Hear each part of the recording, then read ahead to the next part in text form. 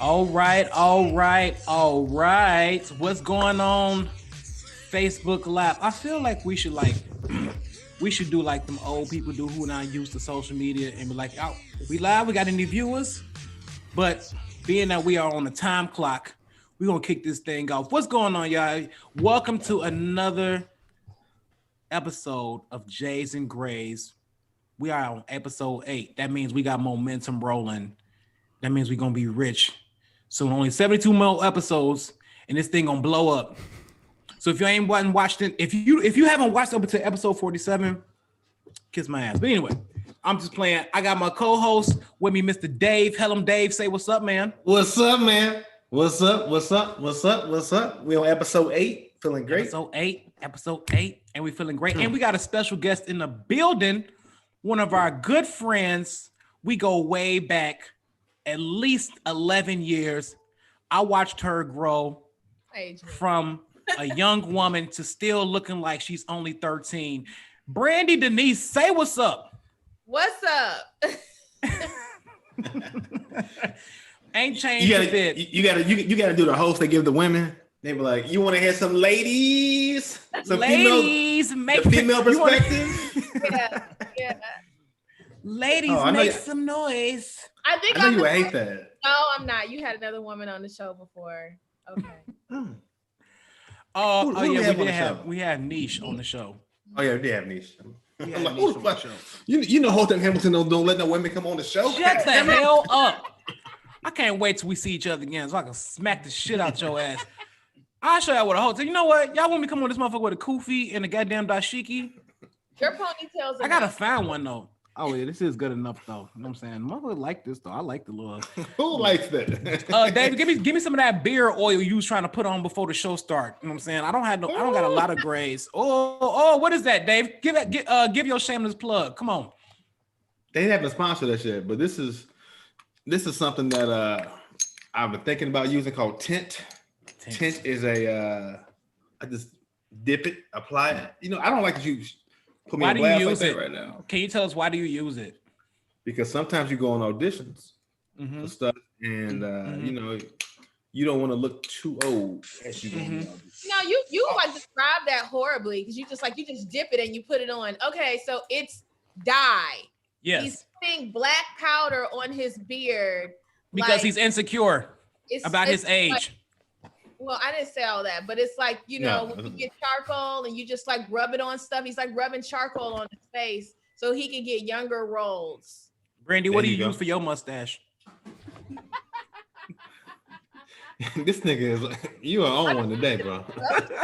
You are and she couldn't say shit. She like,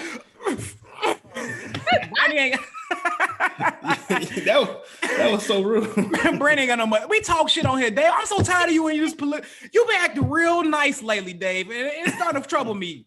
You need to get the fuck out the house. Where's your edge at? We all talk shit. He got Fraggle Rock throw his fucking wag joke. Hey, hold on. Here's LaVar late ass. We gonna really roast this motherfucker right now.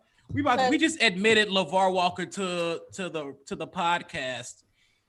And let's see why the fuck he was late. I was taking a nap. Let's talk about your feet.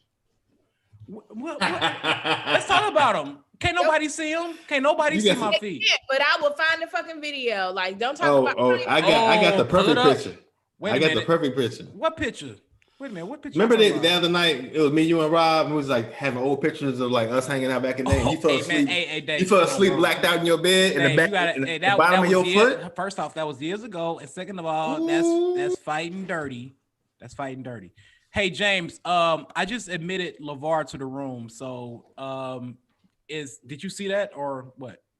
We're good. If you want to bring him in, I already admitted him, so I'm not sure. I do not see him. What's up, Chief? What's up, Joe? What's up, Tom? What's up, yo? There we go. Here we go. What is happening, Brandi? That's the start of the beginning. Brandi, what did you say you was drinking again? Champagne. Prosciutto. Prosciutto, whatever. Where'd you get that from? Walgreens? I ain't mad at you, player. I'm mad that you ask questions and don't let nobody answer. If y'all could do me a favor, if y'all could go to the Jays and Grays page and actually share the live feed to your personal page, that'd be great. All right. Don't nobody interact with me on Facebook. Choose okay. The fuck out of me. Okay, all right. Hold on, I'm sharing mine to my page. Yeah, I got a lot of people who say they love me, but when it comes to the likes, it's a whole different story. But you know what? We still gonna share it anyway. I just take record of this and mental note.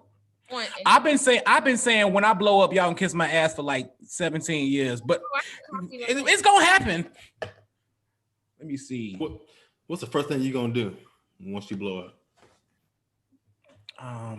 Probably write a post telling everybody that he told them so. I'm not telling nobody when I get rich. They just gonna see me one day pulling up, you know, and like a 2000 whatever year it's gonna be, like Honda. No, you and you know, motherfuckers get money and don't know how to have money. Like Drake, because he still dressed like shit. You are too jaded to show up in a Honda. You gonna come through in like a Bentley with like your ex, with like one of your exes like face like airbrushed on the door. Like, bitch, I told you. I am not bitter. I swear to God, I spread love. That's all I do. Is LaVar here or not?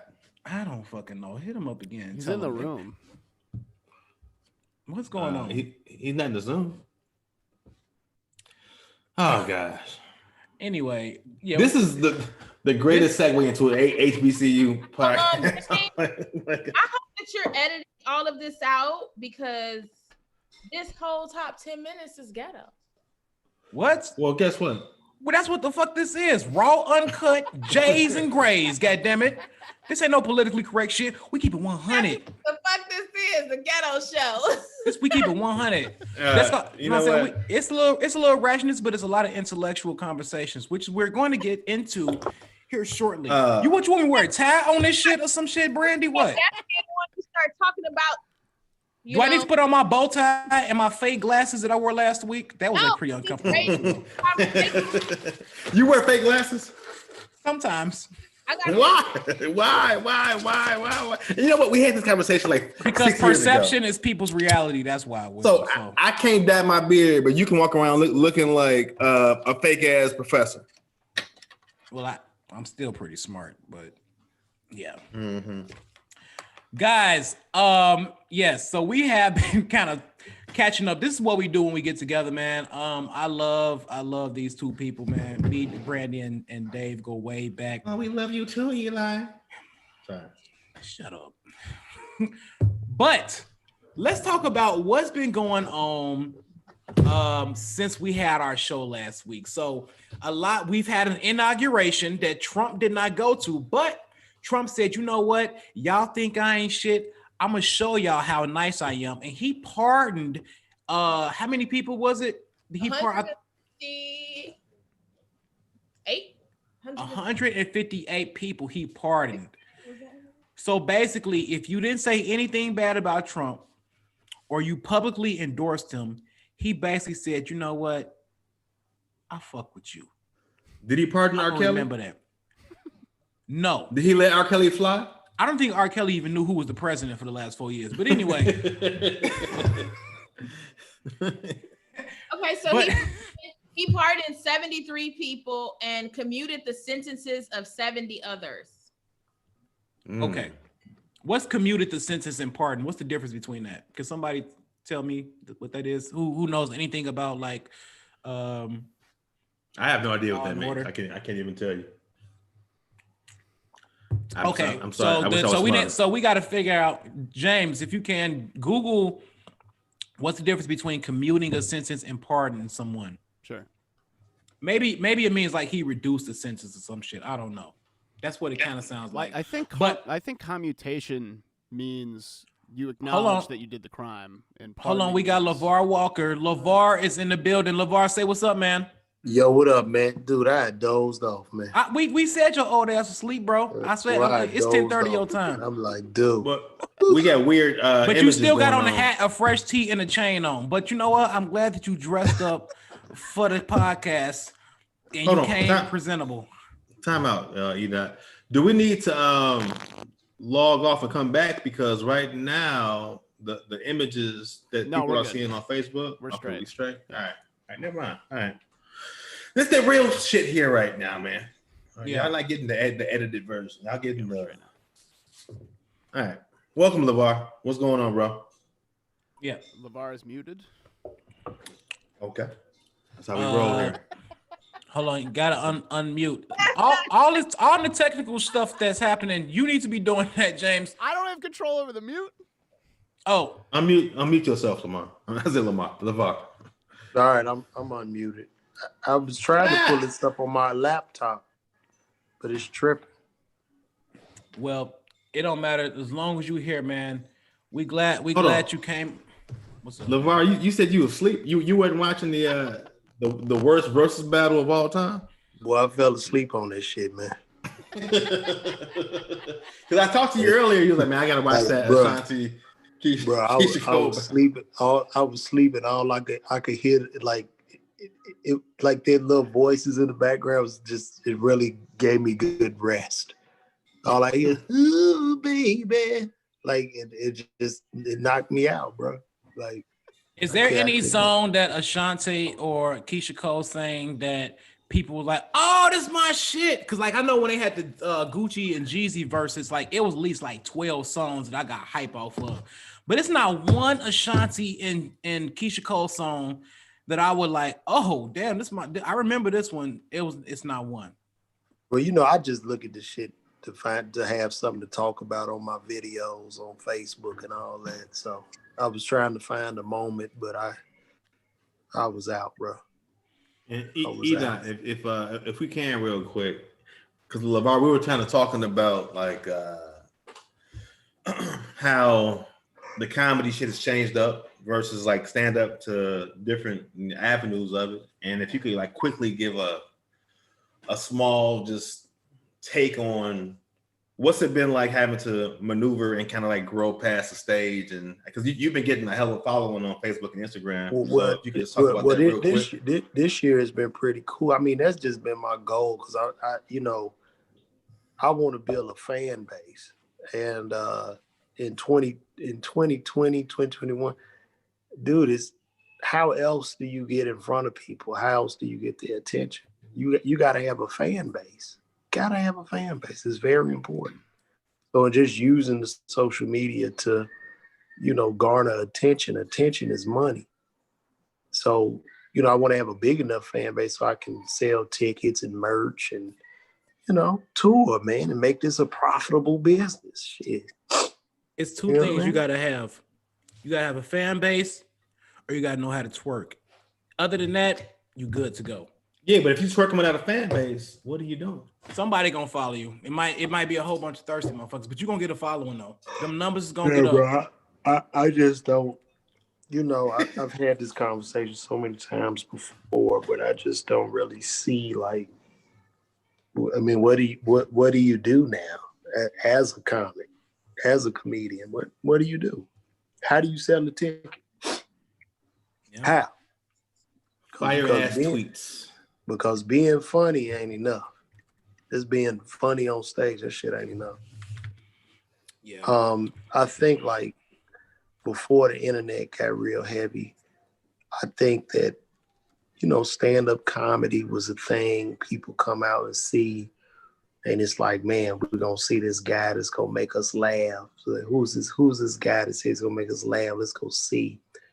And a lot of people didn't know the whole backstory of a comedian because it's almost like you're a magician in a sense, because the audience, they don't know that you've been on the road struggling for years and you've been doing these same bits for however long, and they come out and they see you and they're wowed by it. Now it seems like the audience needs to really know you now. Like you get what I'm saying? Yeah, it's totally different, dude. It's totally different. Motherfucker can't go on the goddamn Tonight Show. I told Rob Hayes, when Rob Hayes did the Tonight Show, I said, Rob Hayes, think about this, bro. If this was 93, you would be out of here, bro. Tonight Show? That's not what I would want to hear before I do the Tonight Show. Like, if this is the past, this would be really important.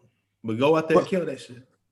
I mean, this was after he did. I said, dude, if this was 90s. Before, I was a nigga. No. This was after I saw him. He had a great set. But I was like, dude, like to show you how things have changed, so drastically, man. It's changed.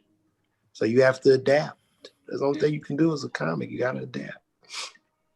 Well, congrats on the fan base growing. Like I said, I didn't even know about the Facebook stuff. I just saw you on IG, and the IG was booming. But after talking to you, you was like, man, the Facebook is really like, the Facebook is doing phenomenal. So eat that. What you saying? I'm just telling eat that we gotta do more promotions on the Facebook side. Because we don't know. So yeah, Lavar, you got to follow his page. He's really good at the commentary. So, so we actually wanted to really get into today's topic called School Daze. If you guys are not familiar with the popular HBCU movie from the 80s, School Daze, we felt that it was appropriate to discuss because everyone that's on this call, on his Zoom or podcast, whatever you want to call it, with the exception of James Webb, has went to an HBCU. I don't know, James, you may have went to an HBCU. I've seen a couple white people from HBCUs because they got the minority scholarships. I'm like, look at this motherfucker come to school for free and shit. You know what I'm saying? 100% paid. Our valedictorian 1 year at Morehouse was a white dude. There was a white Kappa at TSU. I was a little confused, but I'm like, you know what? Get it how you live. You know what I'm saying? But, whatever. He was a little offbeat when it comes to stepping, but don't talk about my white frat brother. Hey, maybe, I'm just saying. He was there. He was cool, though. I didn't know he was a Kappa, Lavar. Okay, all right, cool. He did everything except say the N-word, but I mean, he was cool though. But we got 3 people in fraternities. Like, so you're a member of Kappa Alpha Psi. I'm an Alpha Phi Alpha. That is in Hotep, and Eli got the face of our older. You got me fucked up. If I could wish through this cat, I'd slap shit out of you. I ain't no like our older in the face.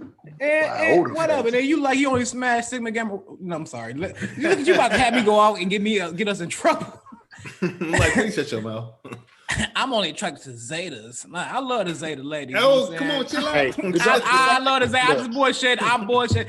Hey, look, bro, look. Could y'all do me a favor and email me this link to this? Because I'm trying to get it on my laptop. James, can you do that? Hey, just put your email in the chat because I just finished off this cup of Tito's. Here, bro. It's Lavar, LAVAR 02@gmail.com. I got you. James was like, is that a capital V? Or like, why do white people have a problem pronouncing and spelling black people's names? How do you spell Dontarius? All right. Calm down. Look, we're not about to pick on the white people. He got his own one tonight. James, my man's though. We talk, bro. How you gonna say that? You was talking about Lavar02@gmail. You really can't be texting people Zoom links. Like I had to email it to myself. Like you got to email the Zoom link. I did email it to you, ma'am. Did you get the Evite? I didn't get the Evite. That Prosecco got you confused. Yo, I want to talk to Brandi. I'm so happy and proud of you, Brandi, on Power. Like you're phenomenal. Like, and that's such a great look for you. What is it like working on Power? Like, it's like the hottest show. And that's really dope. Like, she's the comic on the hottest show. Brandi got all excited. She changed up. She's like, Only about me. Go ahead, Brandi. You got the flow, baby. Oh, it's interesting because like the people closest to me would tell you that like I didn't watch the show before I was on it. I don't watch a lot of TV, so I don't think I realized how big it was. So it was cool, but I feel like just being a comedian and just being like an artist, like we always are overachievers. So I still sometimes, even like when I first started doing it, I didn't want to like share stuff because I was like, I only got like 5 lines. Like, I don't know. It's just real. It's like, nah, but I just think you stand out with, you know what I mean? Like, I think like, it's sweet, like even if you ain't in there for like a whole show, just the appearance and how you connect so many of the dots. Because I mean, I'm a huge fan of the show. I'm really into it. You know what I'm saying? So I think as far as like that, I think that's why they keep bringing me back, because that character is like, and I hear it on set too. Like a lot of the directors were like, your comedic timing is amazing. Like when I do a scene, it's in and out. Like it's like we only do a couple takes of it. And so that was really nice to hear, because coming from a stand-up world, to know that like all the comedic timing that I've like learned being on stage in front of live people is able to translate onto screen. But it's been cool too, because most of the people there are Black, the people behind the screens, the people writing, the people. So when you hear all these like horror stories about like working with people who are like, don't understand the Black plight and all this stuff, I feel really blessed that I haven't had to like deal with a lot of that. And even the white people who are on the show, like the white writers and the white directors and things like that, they're used to working with Black people. So it just feels like such a safe space. So look, let me ask you this. How did you get it? Did you just go in and audition for it? How did this come about? It was the grace of God. I was in Chicago for 2 weeks just visiting.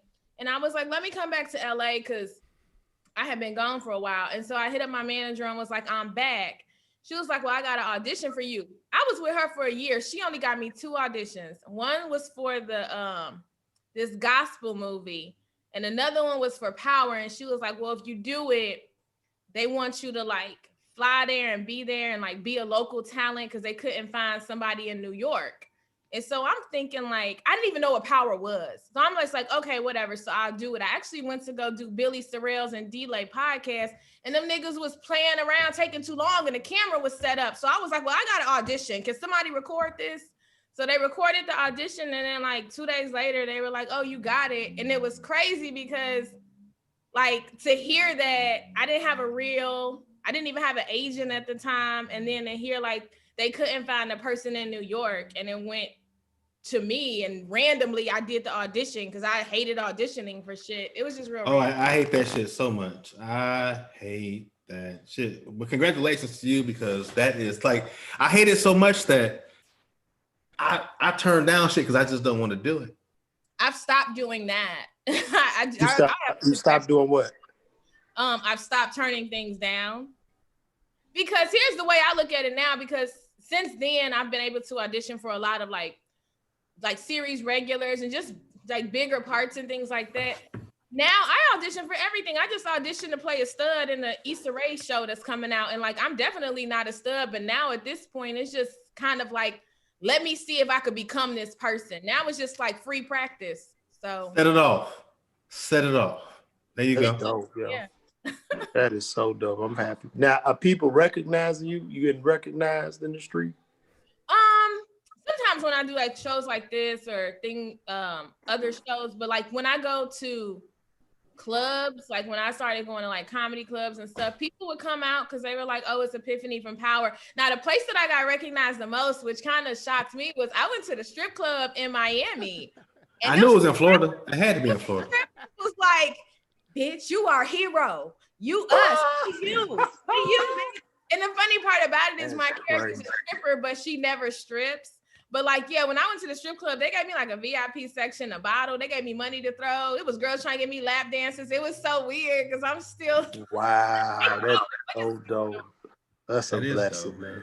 But I like it too, because my character dresses up so much that like, it's not people. Sometimes like people don't even know it's me. Like I have seen fans of the show like post real pictures of me and be like, "This is really what a picture is." Like, that's somebody that's insane right there who finds you to be like, this is what you really look like without knowing. I've seen like hundreds of tweets about my character. They are really and I think they're gonna really, for this next season, they obviously about to make that character a little bigger because Tariq didn't kill you. You know what I'm saying? Yeah. I don't watch the shows. I'm just like, all right. It's been great. I mean, I've talked to Courtney Kemp on several occasions, and she's always just like, we just love your character. Your character's so funny. And like, they don't really have funny people on there. Like Tommy's funny. The white boy is a little funny. And so it was cool to kind of have that role to stand out. I don't know. You in a good spot. That's a good spot, man. You in a great. That's a great spot, and you do a hell of a job. Well, Lavar really is into this, so I want to thank both. I want to thank both of y'all for being on the show. Look. I just want to ask one more. Friends, and they don't even care. Like, first of all, that's our bad for not shutting that out. But Lavar was like, "Yeah, shut out for power," and then you were like, "I care about this podcast now." So I was like, you know what? Eat out, sleep. Wake up, eat out. Wait, let me ask Brandi one more question. We was definitely gonna get into that. But yeah. everybody was gonna get like they just do and what they got going on. But y'all beat us to it, so just let it roll. I was like, welcome to the Power Podcast with Lavar and Brandi. And then you were like, I'm going to bed. Y'all talking about. So, Brandi, can I ask you a question? Can you tell us about, them?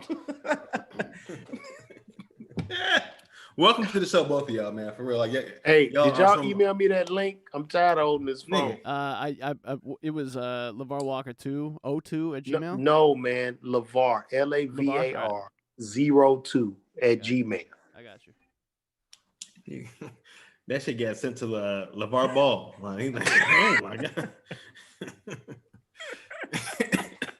I was saying though that welcome to the podcast, man. Both of y'all, thank y'all for being here. And this episode is all about the HBCU experience. And James, we got to clean this shit up in post. But thank y'all for coming here and talking so much about our experiences. And I want to kick this show off tonight. And I want to ask both of you all, what made you want to go to an HBCU?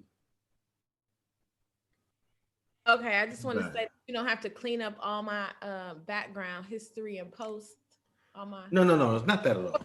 Anyway, so okay, let me tell you what made me attend FAMU. I knew that I wanted to go to a Black school. What does FAMU stand for? Florida Agricultural and Mechanical University. It is one of the only 7 universities in the state of Florida, a state university. And so you're gonna be an engineer? No. I didn't go there because of the academics, because all the schools have academics. I knew that I wanted to go to a Black school because my whole life. Are y'all frozen? No. Oh, everybody was frozen. It's so freaking. Everybody was just asleep. Like, God damn, hurry the fuck up. No, I'm joking.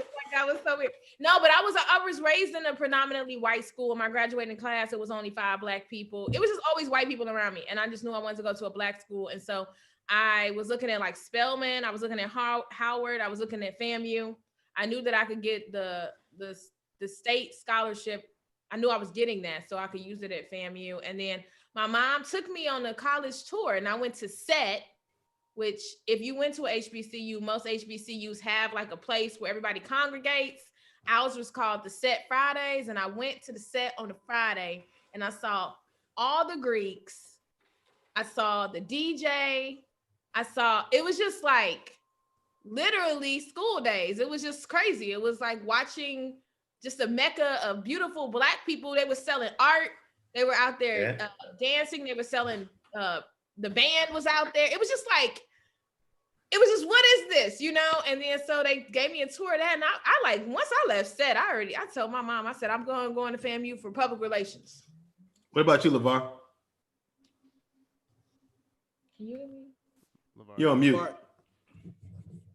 LeVar, you are on mute, sir. Unmute your phone. We can't hear you. All right, eat that. We're gonna come back to LeVar in a second. Yeah. We'll make it to HBC. Dude, why my phone keep muting? I didn't mute it. Because you got a kid, Sarah. That's why. All right, my bad. I'm sorry, guys. Go ahead, LeVar. So I knew I wanted to go be a pharmacist or whatever. Like I used to work at Walgreens and shit. I said I want to go to pharmacy school. And I talked to this Black dude that said he went to Xavier. I said I'm going there too. And that was pretty much my decision. Because I want to go to pharmacy school. Let me ask you this though, because I went to FAMU 2004, and a lot of people that I went to school with said that FAMU graduated the most Black pharmacists. I mean, I don't know, because a lot of y'all don't pass. A lot of the FAMU graduates don't pass the pharmacy boards. Really? Hey man, No. we not gonna shit on HBCU.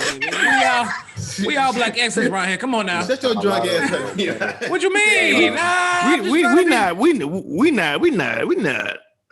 No, but no, like to go to Xavier, because I mean I've been around black people. I went to St. Dorothy in Chicago, then I went to Simeon, you know what I'm saying? Then I was at HBCU, but it was a hell of an experience, man. I loved it.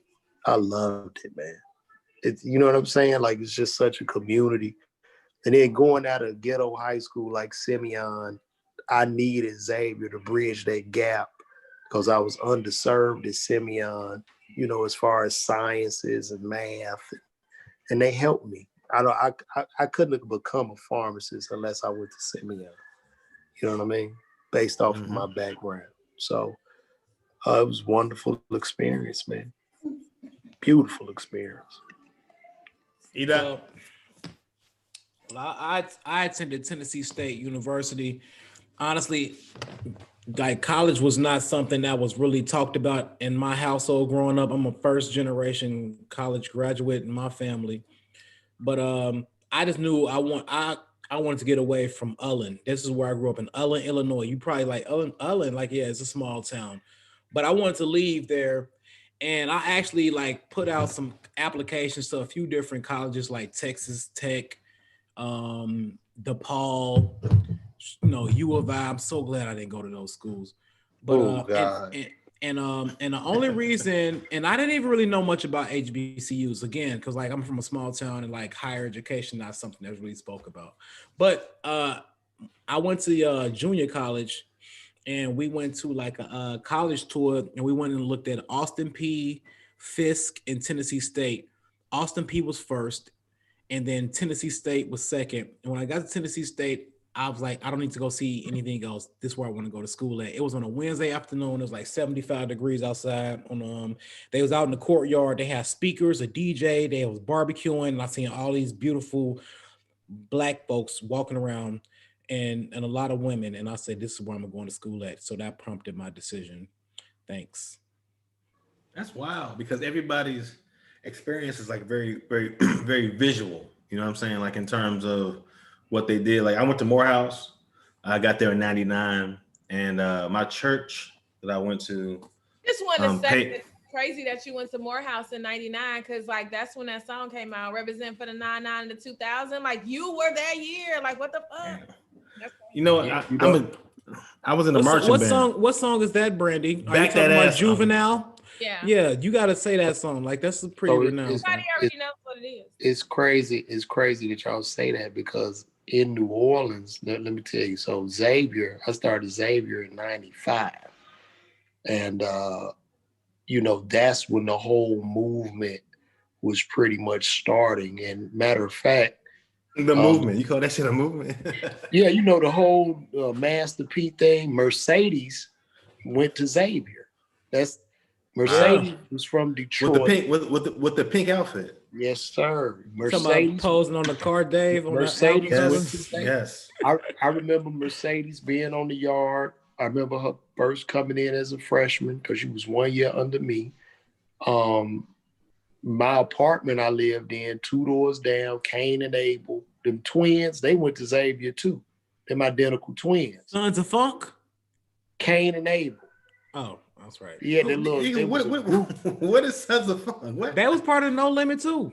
I know, but that ain't Cain and Abel. Okay. Cain and Abel were identical twins. They lived 2 doors down from me in the apartment complex. And Master P's auntie lived right across from me. It was crazy, man, just seeing that whole thing. Lil Wayne used to come up on the yard. You know what I mean? He would come to the basketball games. He was like 14 to 15. It'll be hot in the gym. He have on a mink coat with no shirt on under it. It's like 80 degrees, bro. He got on a mink, bro. No shirt, big ass pants. He trying to hold up. Jabos. Bro, it was crazy, man. Master P would be on the yard like passing out posters and flyers. Wow. It was crazy. Matter of fact, and look, I'm gonna tell you this. I had a job working at Avis Rental Car. And I in would college or after college? No, this was in college. Okay. I was like a freshman. I think I might have been like going into sophomore year, something like that. So I had a job working at Avis Rental Car, and I would take the cars back and forth from the airport. So a guy came to get a car. You were a commuter. I used to be one for Hertz. Yeah. I went to college. So I was out there. The guy comes to get the car from me.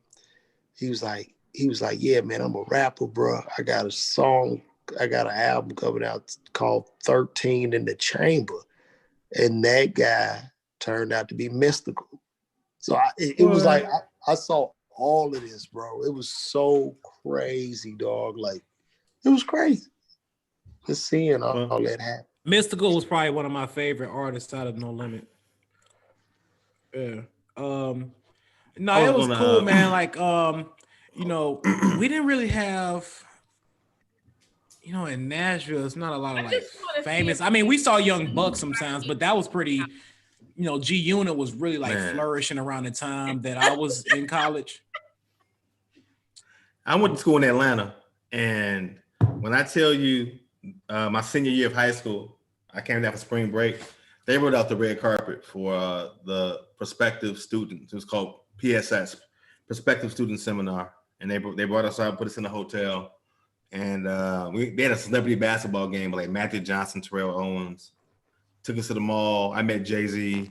Like Jay-Z was just there randomly at Lennox. And like I was so lame that, and the girls were kind of like stuck up in my high school. So I was like in a food court, and I had never seen women so fine as the women in the food court at Lennox Mall. I'm taking pictures with these girls, going back to my high school, being like, "You ain't shit. You ain't shit. This is what they look like. I don't know why you so bougie. I hate you." Right. First of all, you were taking them on a real camera, weren't you? I sure was. I took him to Walgreens, got developed with the strap around his neck. God damn, Dave. Hey. But that's when Atlanta, that's when Atlanta was really nice. Atlanta wasn't nothing but like a lot of professionals. It was like all these professional black people. When I moved to Atlanta right after college, and I built my house, and I came in and visit. I said, "Yo, I gotta come here, man." It was so beautiful. It's changed a little bit now. It's getting like it's more jaded. It's a lot more Hollywood. It's a lot different. It is like Black Hollywood in a lot of ways. But I love Morehouse. But the problem was that I had got I had gotten scholarship money from like Kentucky State, U of I. I didn't want to go to U of I after I went to Morehouse. So I ended up being a NASA scholar because they paid my room and board, and I already had a presidential scholarship to pay my tuition. So I didn't want to be an engineer, really. I just did it because it was going to give me a full ride to school. That's not a good thing, to go to school because you just getting a free ride. Like I didn't give a fuck about engineering. I didn't, but I got a math degree with it. Like I could have been in the arts or whatever, but that shit was like the best 5 years of my life. I say 5 years because I fucked up after pledging. I had an extra year, but that happened to me too, bro. That happened to me too. Years too, and it didn't have nothing to do with pledging. We didn't have no money, so like 1 year I had to go just 6 credits. Like, and I had to work like 2 jobs. Like, I had to work. I was first generation. You became Epiphany for real. Did y'all get pulled out of class because you got purged? What? You know, when the semester first start, saying they be like, such and such, can you come with me because they didn't have the money? You know what I'm saying? There was like 4 or 5 students that be walking out of class like, oh shit, somebody broke his head. That walk of shame. Right. Ain't nobody at FAMU have no money. I feel like, have you ever been to the financial aid line in the HBCU? Like that shit was like going waiting in the DMV. That shit was terrible. Has been during this pandemic, like people can't get unemployment for 6 months. People can't get through on the lines. That's how financial aid was at FAMU. And look, Brandi, they had that mean ass old black lady working there. Yep. Sit there like this. I feel like they made us wait in that line like that to show us like what it was gonna be in the real world, standing in the line for Link. You know what I'm saying? Like we just giving y'all like practice. You know what I'm saying? This is how it's gonna be if you ever try to go get Link, or if you ever had to get a DMV, and we're gonna have a rude ass person at the end of the rainbow telling you, "I'm sorry, you ain't got your ID. Go back and wait in this line for another 2 hours." What did it sound like, LaVar? Look, you done waited in line the whole time. Hold on, I'm gonna do it. Hi, I'm Brandi. I'm here about my FAFSA. Okay, all right. I'm going to lunch now. Yeah. I've been in line for 6 hours. I'm going to lunch. Then they close that little curtain, them little blinds. Oh my God, That's usually how it went. They close them little blinds on your ass. So these are some of the cons of like, you know, going to like an HBCU, because it's a lot of them. The customer service, the student service / customer service was so bad, and the rudeness that we had to encounter with definitely the financial aid department was one of them that we had to deal with.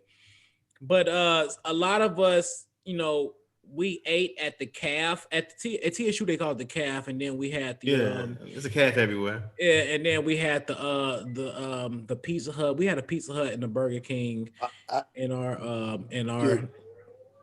Dude, speaking of customer service, and I know this is a little off topic. I was at work today. Let me tell y'all something. So I'm at work today. I'm where I'm doing my pharmacist today. So I'm working. This gay dude comes in with his boyfriend or whatever. So, are you the pharmacist? I'm like, yeah. Okay, I want to know what the fuck the problem is. I came in this motherfucker to get a COVID test. I'm like, what's going on? I don't even know what's going on. You see what I'm saying? That bitch at the drive-thru is getting on my fucking nerves. See, I don't know what it is. See, it's because y'all black. I'm like, nigga, you being racist right now? Like, this is a black nigga. I'm like, what are you talking about? I mean, he just blows up, cussing me out, wanted to fight me, bro. This man wanted to fight me, bro. What HBCU? What HBCU did he go to? He came inside, bro. Huh? Do you know what HBCU he went to? I have no idea, dude. But it was just the weirdest shit. And look, he going off like, that's what happened. We come to a motherfucking black CVS. And there's a white guy just standing there looking like it was fucking. I'm like, bro, come on, man. God damn. That's weird. Have you ever had anybody recognize you from your online content at work? Yeah, that shit is creepy because, but see, making jokes about me. No, well, now we wear the mask, got the mask on. So the creepy shit is when, you know what I mean? I feel like in my mask, I ain't got my hat on. You know what I mean? I know nobody know. I got a whole mask. Like when they know me with the mask on, that's when it's creepy to me. Like, how the fuck you notice me? Maybe you start doing your content with your mask on so more people will know you. No, I don't want nobody to know me when I'm back there. He don't know. And then when dude was arguing, because dude, it was almost like, I think he wanted me to swing on him. It's something like I kind of wanted to swing on dude. So the other little manager was like, man, he was recording on his phone. I said, really? It's like, yeah, he just had it like out to the side. I was like, man, maybe he was trying to come up or something or go viral. It was the weirdest shit. That's super weird. Can we talk about our sports programs at the colleges that we went to? Well, it was terrible. That's a whole different topic. But before we get into that, and we can roll right into that, we're talking about the cons of just like the struggle of stuff. I got one word, Brandi, I want to ask you about, because I never went to FAMU outside of like a few parties, but what comes to mind when I say the word patty foot? Oh, that's the dormitory that people used to be sneaking in and fucking. Okay. It was like the projects. No, in that too. It was like the freshman dormitory, but and okay, so in the last 10 years they've rebuilt it and it's like first class, like it looks really, really nice now. But yeah, it was the projects because they had Patty Foot, and that's where like it was real ghetto. Like when you would go over there, you would like ride through, it'd be like people on the back of their car smoking weed, like with 40s and shit, but they was all like freshmen. And then I stayed in Palmetto South, which was like where we had our bathroom, we had a kitchen, we had a laundry facility. So it kind of like went up. But yeah, Pattyfoot was the hood. And like people used to be in there like they had lookouts, like regular lookouts on each floor. And they used to be dormed up in a dorm room watching what was that movie everybody used to watch in 2000s with the Soul Plane? No, it was with the black kids, Okay. and it was in a different country. Man, road trip. Y'all brought it up on this show before. I can't think of it, but they was like they had guns. It was like Man on Fire, Under Fire. City of God. City of God. Yeah, That's one of like Eda's favorite movies. Lil Zay. Just every day. That was in Brazil. That shit was dope. That inspired Eda to be who he is today. No, Lil Zay. That was the main character in City of God. He inspired Eda's hair. He didn't have dreads, sir. Sorry, wrong movie. I didn't mean to cut you up, man. You was asking the question about sports. No, I mean there's plenty of cons. I mean, it's just I think the cons, and we can transition into the sports topic next, but the cons, I think that what I recognized was a lot of, and I went into a lot of different HBCU classics, whatnot, but a lot of them I noticed that was like in really bad neighborhoods. Man, all of them. And all of them. Like we have an educational institution for Black people. They were all in like some of the worst neighborhoods in America. And I know Jefferson Street, which is where Tennessee State was, and then right up the street was Fisk. And I know it was a lot of crack dealers in our neighborhood where we went to school at. Selling crack to who? The students? No, it was crack heads and crack dealers right around our campus in a very close vicinity. It was a park where it used to happen at. Somebody got stuck up and robbed 3 times. The same person. I'm like, man, nigga, that's your fault. How you fucking get stuck and robbed 3 damn times? You've been targeted at that point. You ain't recognized danger coming to you yet. Yeah. I mean, it's so many stories, but I mean, it was entertaining nonetheless. But those were definitely some of the I guess the cons, so to speak. It was fun to me. It was fun. I want to say this because if anybody's listening to this and they have not gone to a HBCU or they're considering it, I don't want you to think that they're all in the ghetto and it's overshadowed, because I went to FAMU, which was the capital of Florida, in Tallahassee. Did it have its rough parts? Yeah, but like so does Los Angeles, so does Chicago, so does Atlanta, so does most big cities with a bigger population. And I was never in danger going to that school. Did I see things happen that I didn't see at my country hometown that only has 2,000 people in it? Yeah, of course, because I was in a bigger city. But I definitely feel like it was overall way more enriching, and I would rather that's a good point there than go to school at a predominantly white school that may be quote unquote safer, because at the end of the day, I felt safer because I was around people who looked like me. Well, I mean, I graduated college in 2004. So that's just how it was back then. That was started in 16, 17 years ago. Yeah. So it's probably different now though. But I'm like, man, that Tito's got you nice right now. Some of the best years of my life. What do you mean? I'm not. His eyes, your eyes are. Talk about crackheads. You doing a dope fiend lean on the goddamn podcast right now. Y'all never emailed Lavar the link. Man, they emailed it, but this thing says something is in this link that says BNI. I don't. What is that? No, it said That's the right link. That's the right link. Well, it won't open up on my computer, dude. Like it won't open up. What is the BNI? What is BNI, bro? Business Network International. That was a business network that I was a part of. It's just I'm using a Zoom link because it's unlimited time. If it was a regular rented link, we'd only have 45 minutes. So Yeah, I can't even. You gotta download something to open that. You shouldn't have to. I mean, you just click on the link. You should be able to just open it right back. I'm not sure. It's two different links though. It's one at the top and one at the bottom. Make sure it's the one on the top because I made the same mistake and went to the BNI stuff. And I'm like, this ain't. Nothing I know about. Zoom opened up for me. I only got one link. But Brandi, I want to thank you for saying that though, because we're not trying to shit on HBCUs, but it's just a real situation that I went to school in Atlanta, in the West End, and it's a Popeyes over there, and I know many cats who got shot going to get dinner.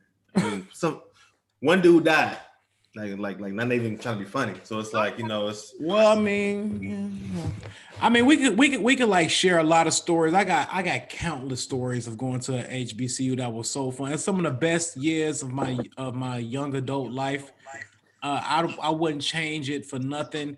A lot of the I never really like really value like higher education until I went to an HBCU. And I mean, the professors that I had, man, the way they spoke life into me and like made me believe in myself. And who's your favorite one? My favorite professor at Tennessee State, I probably want to say it was a couple of them, but Dr. Duncan Walters was one of my favorite professors. I had a mass comm. That's a real professor name too, Dr. Duncan Walters. Yeah. Dr. Duncan Walters. She was so cool and just real. She was just very straightforward. And then Dr. Lawrence James. I mean, his first name was Lawrence, but Dr. James. But Daze like, man, I really think that you can be somebody, and I see a bright future in you. And I'd never been told that before until I was like 19, 20. I'm like, you really like, you think that about me? And it was like, damn, like I nobody ever spoke that, positivity. You was in college, man. Nobody said that to you. Nah, man. Eli, I grew up in a small country town, bro. Like, didn't nobody say that shit to me. Eli, look at me. I want you to repeat after me. I am somebody. Get your I am somebody. What is that, Dr. Clark from Lean On Me or some shit? That's Jesse Jackson. No, but I mean, you know what? It's really like coming from a small town. Brandi talking about 2000, like it was 500 people in my town. You know what I'm saying? And like it was only 50 people in my graduating class from high school. So when I actually went to like Nashville, seeing all these people from like different cities, who had already had like come from like bigger schools and like who was already pushing on college. Like I went to HBCU on accident. I didn't even know what the fucking HBCU was. You know what I'm saying? You mean on accident? Because I didn't know what an HBCU was. I just wanted to go to college. I just wanted to get away. You know what I'm saying? I didn't know the difference between the PWI and the HBCU. I just wanted to go to college. You know what I'm saying? Because that was my ticket away from Ulin, Illinois. And when I went there, I'm so glad that I went there and just the experiences I had, man. It was the people that I met, the people like, I want to be this. I didn't even know what I want to do. Even walking across the stage, getting my degree, I was still 100% sure what I want to do in my life. You know what I'm saying? I just knew that I wanted to be somewhere downtown in a briefcase, jumping on a train and working in corporate America. That was it. I just knew I wanted to make money. I just wanted to make money. My fantasy was just to be money, to just have money out of college. Sorry. I've had like 3 glasses of champagne, and you are so funny, Edot, because Edot's basically like, I don't even know what an HBCU was, but when I went there, can you put your phone on mute? And then he's like, and I also went there because when I went to the courtyard, they were barbecuing. Like, it wasn't the barbecue, it was the girls, Brandi. Let's get that straight, okay? We're gonna make jokes, let's get it straight. It's just funny. It's just funny, your whole collective. So what was your major, Eli? Mass communications. The worst major ever. With an emphasis in speech and theater. James, what was your major in college? James ain't said nothing the whole show. He's an engineer. He's psychology, if you can believe it. Psych major with a minor in business. And Brandi, what was your major? Political science with a minor in biology and journalism. And they did shit with it. And nobody, so I'm the only one that's working in the field. I will say this. I used to be a teacher. So what was your major, Dave? Since you used to be a teacher? It was math. I was a math teacher. So technically, it didn't work in political science. What? Math is not a fucking major. Are you serious? What was the name of your major? You gonna say it was? I majored in math. No, bro. What was your major? Why are you so stupid? Like, I have a BS in mathematics. Like, Yeah, he was going. That's why he was going to be an engineer. He was going to do engineering. Eat that. You know, this is what a mass communications degree gets you. Right? I'm successful right now, so y'all kiss me. But I will say, I was a social worker for 3 years, and then I worked for the state of Florida for 3 years as well. I've worked within the state departments, so I used my degree. I heard that. Defend that major, Brandon. Defend it, because I'm defending mine over here too, but they talking shit. Brandi, my wife was social worker. Does she like it? Well, she like big time in the state of Georgia. She not like she like the head of she over the state for like reunification. She the reunification manager for the state of Georgia. Management, that's cool. Yeah, she a figurehead now, but she always loved it. She loved helping people she loved it. You know what? That's a beautiful thing. You gotta have somebody. I wish I loved my job. You gotta have somebody who care about the people. I hate because I know I couldn't be no social worker. I'd be like, God damn, you again. You know what it is? How can you be a pharmacist and hate it? I'm sorry. Because I went to school. Because when I went to pharmacy school, I just wanted to make me some fucking money. That was the whole thing. Ain't that what we all wanted coming out of college? I know the pharmacy degree feels that way. Look, my reasoning for going to pharmacy school was like, I was like, shit, okay, I could. So I met the dude at Walgreens. I'm like, man, he don't like he do shit. He just put little pills in the bottle. And this motherfucker making this money. I was like, I'm gonna do this shit. So that was my reason. At what I made that decision at 18, 19. And you learn that life is about way more. This is good. Can y'all talk about why y'all went into y'all major? So okay, LaVar, that's why you went to yours. I definitely have a reason why I picked my major. So when I went to why Dave talking shit about it. I knew I wanted to get out of school and be making some fucking money. Like that was it. Literally. How long did you have to go to school for? And the crazy part, it took a long time. This shit took 6 years. I mean, it's a doctorate degree. I mean, it's 2 years of undergrad and 4 years of pharmacy school.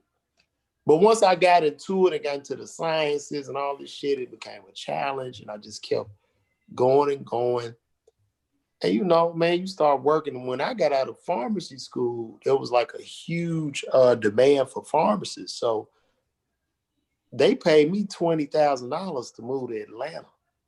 CVS, a black man. They paid me $20,000 to come to this motherfucker. On a year upfront? Yeah, on a year contract. So I was 25. That's before your salary. It's a $20,000 moving fee. Well, 10,000 reload, 10,000 reload, bonus. yeah, reload package. 10,000 reload, 10,000 bonus, and then I was 25 in Atlanta. At that time, I was making about 85. Yeah, 30,000 up front, 85 year. I didn't know you was. Hold on, was you already with your then your wife then, or were you? God damn it, Eli. Nah. Right. God damn it, what? We were friends. What kind of question is that? Friends, but shit. We was friends. So was you a hoe? Bro, you 25 years old. You got 30,000 in your account. You make 85 a year. What the fuck you talking about? Hell yeah, I want to know if are you single or were you already in a relationship? Because I'm wilding out in Atlanta at 25 years old and the fucking early 2000s. Are you serious? I was still kind of square too. I'm a square, so I had to I'm gonna tell you what I did. So I moved here. I had a little raggedy ass Monte Carlo, and then I started doing comedy. I started my last year of pharmacy school. But then I started going to the old Uptown Comedy Club, the first Uptown. And I was trying to get my feet wet, but I was getting booed because this shit was ghetto as fuck. So hold on, you went to pharmacy school in Atlanta? No, I went to pharmacy school in New Orleans. Okay. You said you started going to Uptown. I'm sorry. I started comedy my last year of pharmacy school in New Orleans. When I moved to Atlanta, I started going to Uptown to do the open mic nights. And they had a little raggedy Monte Carlo and shit. And what happened was I said, you know what? you know, you in Atlanta, everybody flexy. I was like, fuck this shit. I went and got me an Escalade, like a new Escalade. That's and nigga, I was open micing, pulling up in that motherfucking Cadillac truck, and niggas was like, man, who the fuck is this nigga? Then I started ripping. I mean, I got booed a few times, but then I calibrated. I was killing. And them motherfuckers wanted me to drive them places. That's how I started working. So I bought the Cadillac truck, and niggas went, hey man, you come over for me, you know what I'm saying? So I drive niggas on the road, and you know, and then I started ripping real hard. And then I was like kind of burning a lot of the guys. And then I started working, doing colleges and doing my thing. They would hear about me. Yeah, man. Yeah. Yeah. That's cool. So Brandi, what made you choose your major? I initially went in with the mindset of journalism, which is why I have a minor in journalism. But when I tell you, FAMU School of Journalism is so competitive, and a lot of the people that I've worked with in journalism are now producers on big shows, and they have Emmys, and it was just really competitive. And I realized that I didn't love it as much as I thought I did. So I switched over to political science because my highest grades were in my social science classes. And that's what happened. And then I got a minor in biology because I thought I wanted to go to optometry school. And then I shadowed my optometrist, my childhood optometrist, for a couple of years. And I shadowed her for like a week or so. And I just realized, like, I don't want to go to school for 8 years. Like, this looks like a terrible, terrible job. But at that point, I already had all these biology to credit. You know, Brandi, it's funny you say that because before I even went to pharmacy school, they wouldn't let me work in the pharmacy. You know, I was a little silly kid and in Walgreens and shit. I'm like, hey, can I work at the pharmacy? They'd look at my ass crazy. But I probably wouldn't have done it if I'd have shadowed somebody. I recommend that for sure, because I was with her for a week and I was like, and you go to school 8 years and you got to pay how much? Because I was looking at an optometry school in Puerto Rico, $17,000 a year. And I was just, what? That ain't bad though. No, it wasn't bad, but who wants you got to literally go for like another 4 years after you get your bachelor's. Yeah. No, you made the right thing, baby. Live your dream. I tell anybody, man. Listen, if I wasn't doing comedy, man, oh God, I'd be miserable, man. I couldn't imagine. Because now comedy, is afforded to where I can just fill in and work on an as-needed basis. You know, it's supplementing my income, and I've grown throughout the years, but people should follow their dreams. That shit is so important, man. Because I know a lot of my friends, physicians, attorneys, and shit. And it's crazy that I want to know if Lavar, like, because you are a pharmacist, so comedy was never full-time for you. So have you felt a difference with the pandemic because you were always full-time pharmacist? And no, I haven't been a full-time pharmacist since 2007. Okay, so you work part. I work on an as-needed basis. So I'm not full or part-time. I just, whatever needs they have. I don't have benefits and none of that shit. I work kind of like maybe like a Uber pharmacist can, I say that. Something? Huh? Like a substitute teacher? Exactly. So I just come in and fill shifts. But no man. So I used to do this. Let me ask y'all a question real quick. I want to ask y'all, because you went to school in New Orleans, you went to school in Nashville, you went to school in Tallahassee. It's a lot of distractions out here at these schools. Big city, like, by itself, but more importantly, like, it's just a lot of shit going on campus. Like, we had Spelman, Clark, Atlanta, Morris Brown around us in Atlanta. So how did you just stay focused and not get swept up in the bullshit? Because I came in with a full scholarship. I did not leave with a full scholarship. I lost my scholarship after my sophomore year. And I know if I would have probably been somewhere else, I would have kept that shit. But I was just too distracted living in I'm going to be honest with you. Well, Xavier is pretty much a science school, so everybody is going pretty much for health sciences. Cain and Abel? Them niggas was, I think, pre-med. They were biology pre-med. Rapping about killing niggas, but actually trying to save niggas in their real job. That's crazy. Bro, look at that. I'm telling you, I believe they or they might have been mass comm. I don't know, but most of Xavier students, mass comm. Eli's major. Yeah, most of the students at Xavier, you and Ludacris, they were all science majors. So like, you couldn't really get no pussy unless you looked like you was getting some grades or kind of had your shit together. You know what I'm saying? So it was a different environment. And then that shit was hard. I had to really work hard at that shit. I'm gonna be honest with you. I only chose mass comm because it wasn't a lot of math and science involved. You know what I'm saying? And I didn't it. So, but you know, I used to but I did want to be a disc jockey, you know what I'm saying?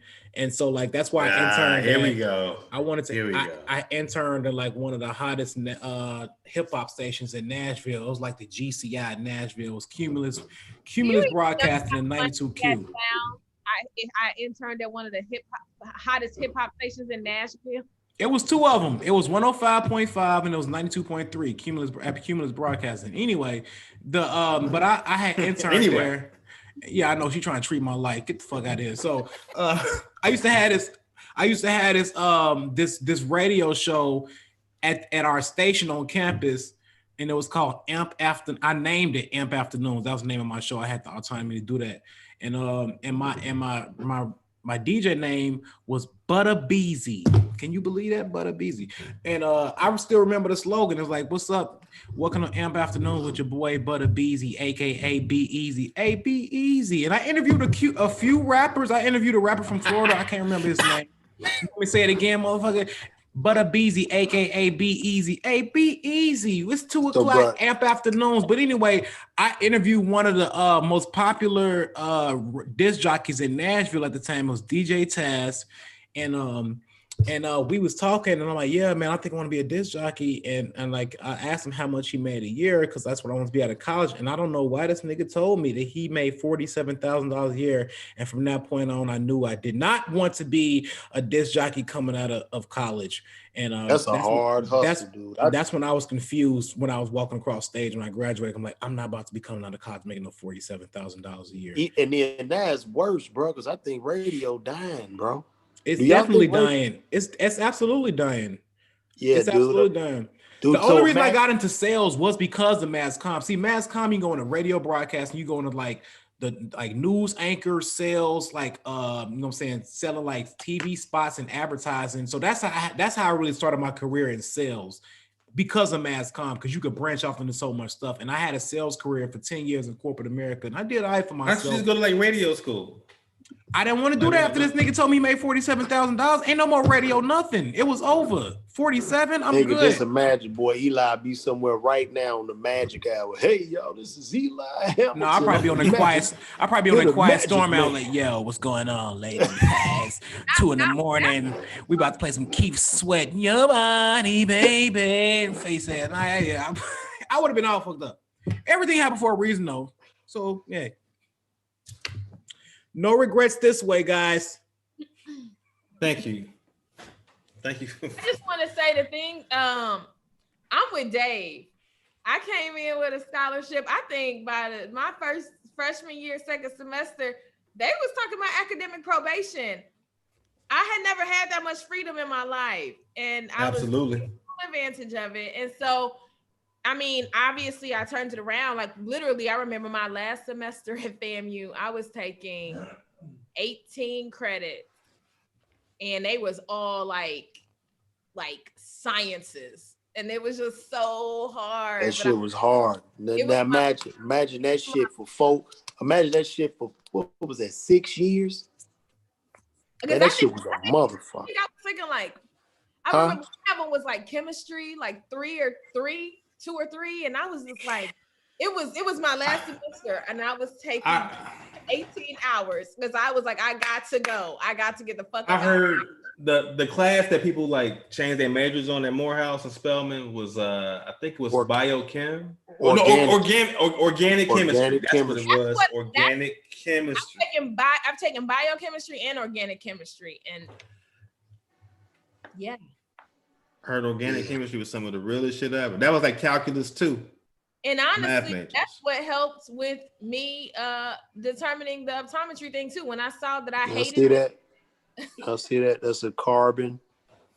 This is a little bit of organic chemistry. Carbon surrounded by 4 hydrogens. And these are the bonds. That shit was so hard, nigga. I hated it. You having PTSD right now? Like you just Bruh, y'all don't know, dog. And nigga, I'm coming out of Simeon studying this shit.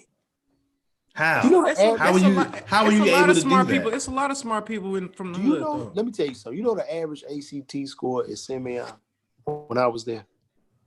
18? A 13. Damn. I think Derrick Rose got like a 17 at least. That was low. That was super low. I got a 17 on that motherfucker the first time, a 16 the second time. And you got into Xavier with that? Yeah.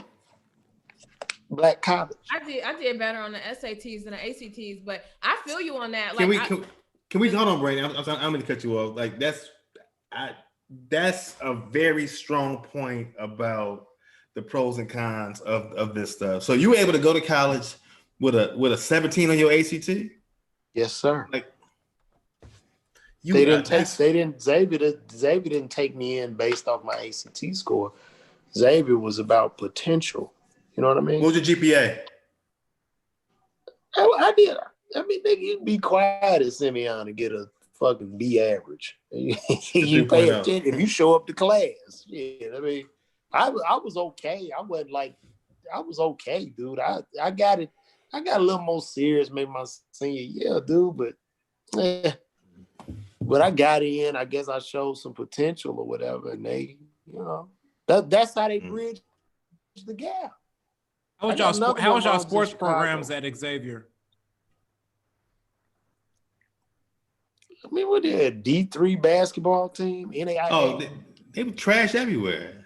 Yeah, like why is that? We got some of the.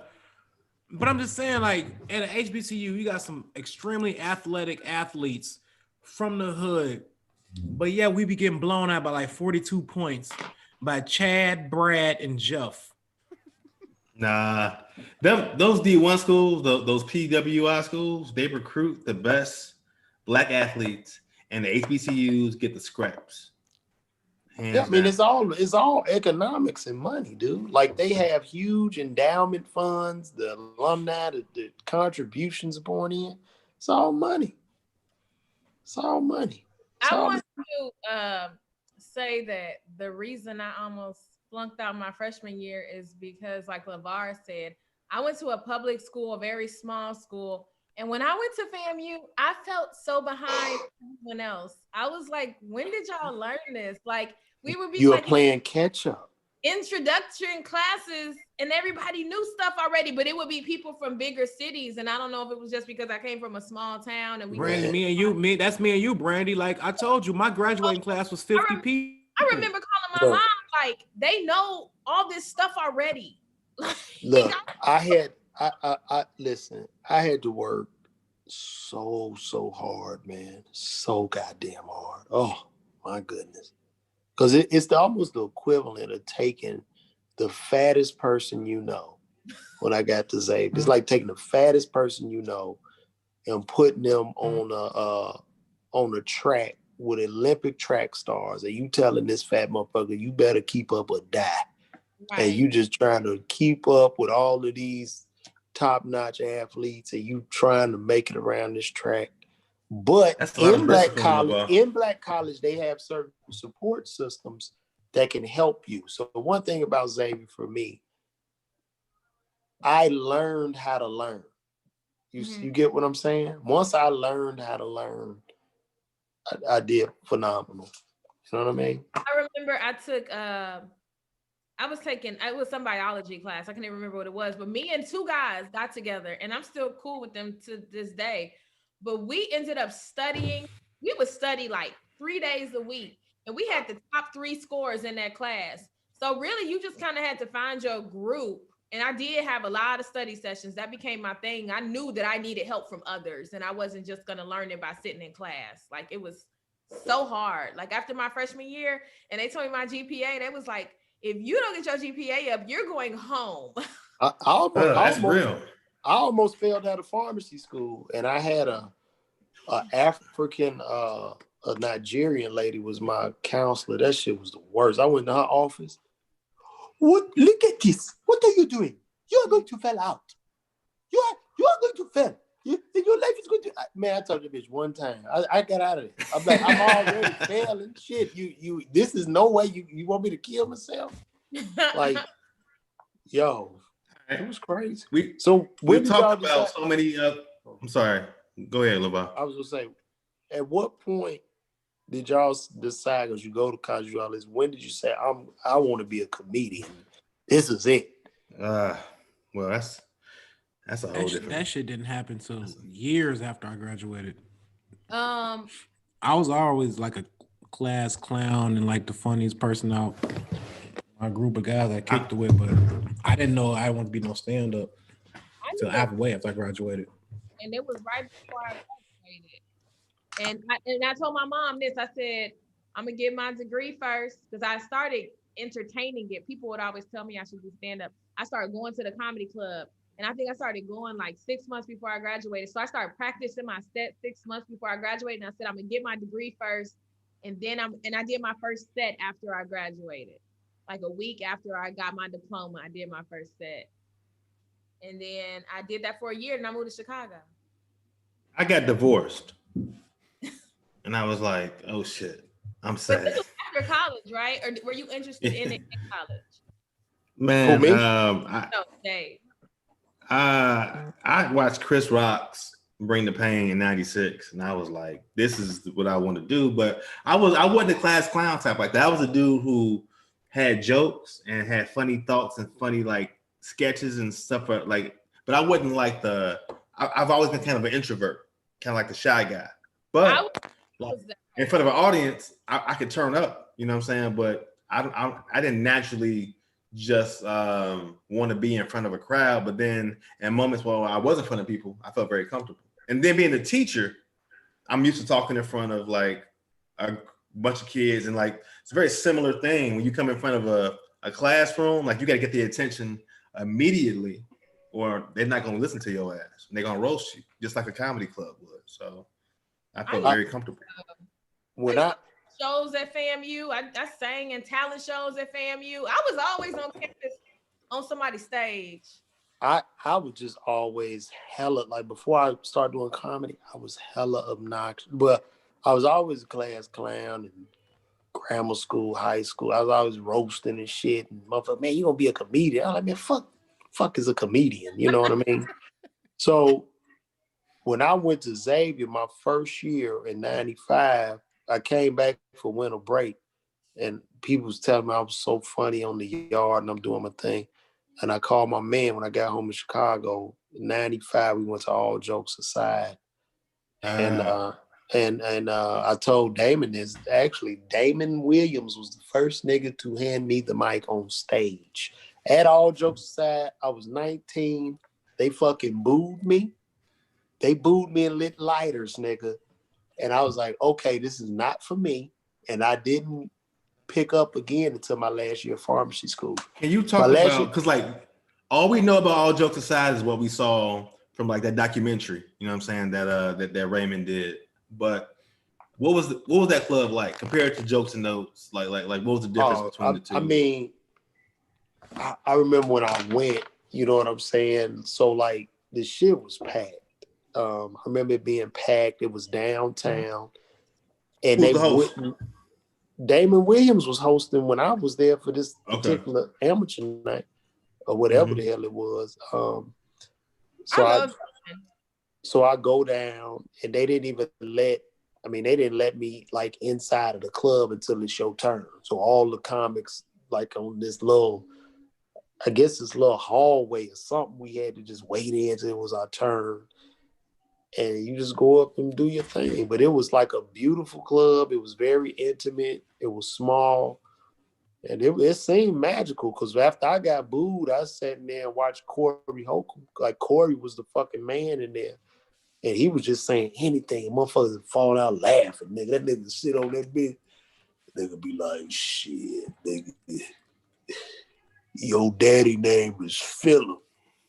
And he wear a watch on all his fingers. Like this nigga was saying anything. Niggas, niggas just laughing and shit.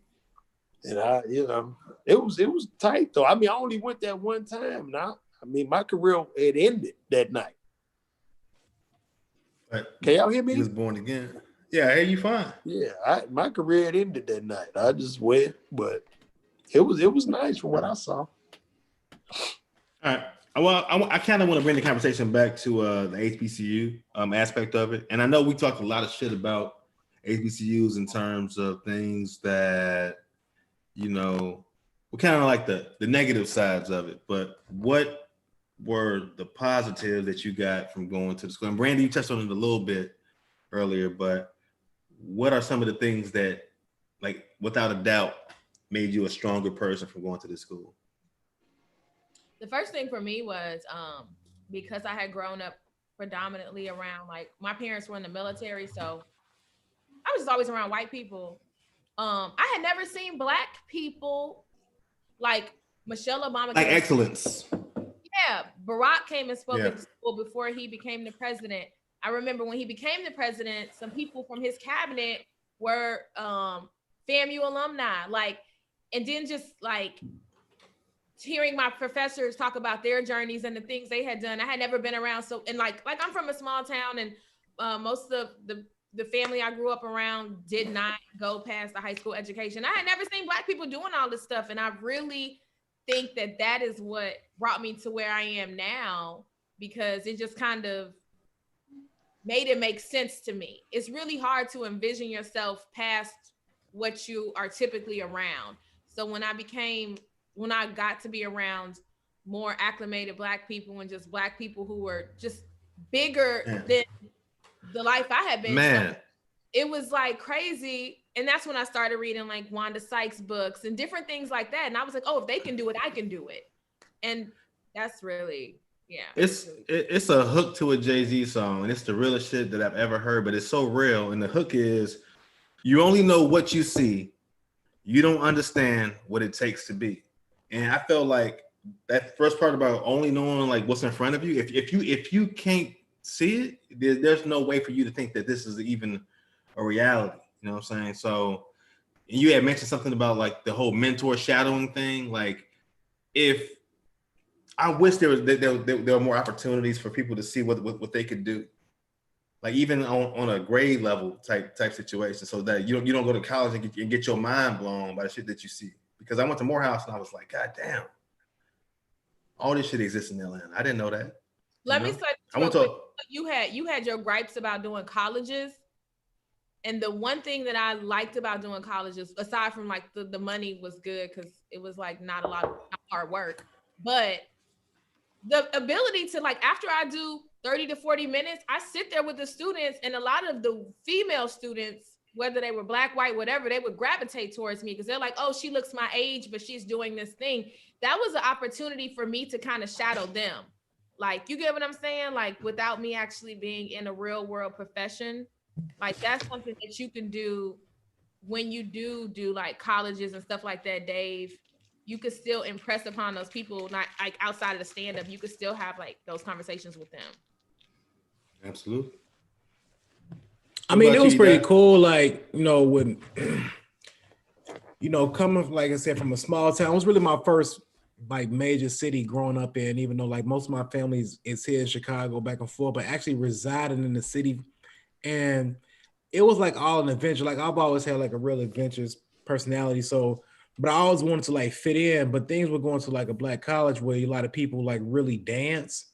You know what I'm saying? I think that was something that was kind of pivotal for me because I'm sorry. Rewind for a second. No, no. Every city got like every city got like they dance. You know what I'm saying? Like in Chicago, they footwork. In Atlanta, they did the ATL stomp. You know what I'm saying? And like Detroit, they did they jitty. I thought you went to the college and saw niggas dancing, and he was like, "Oh, I got it."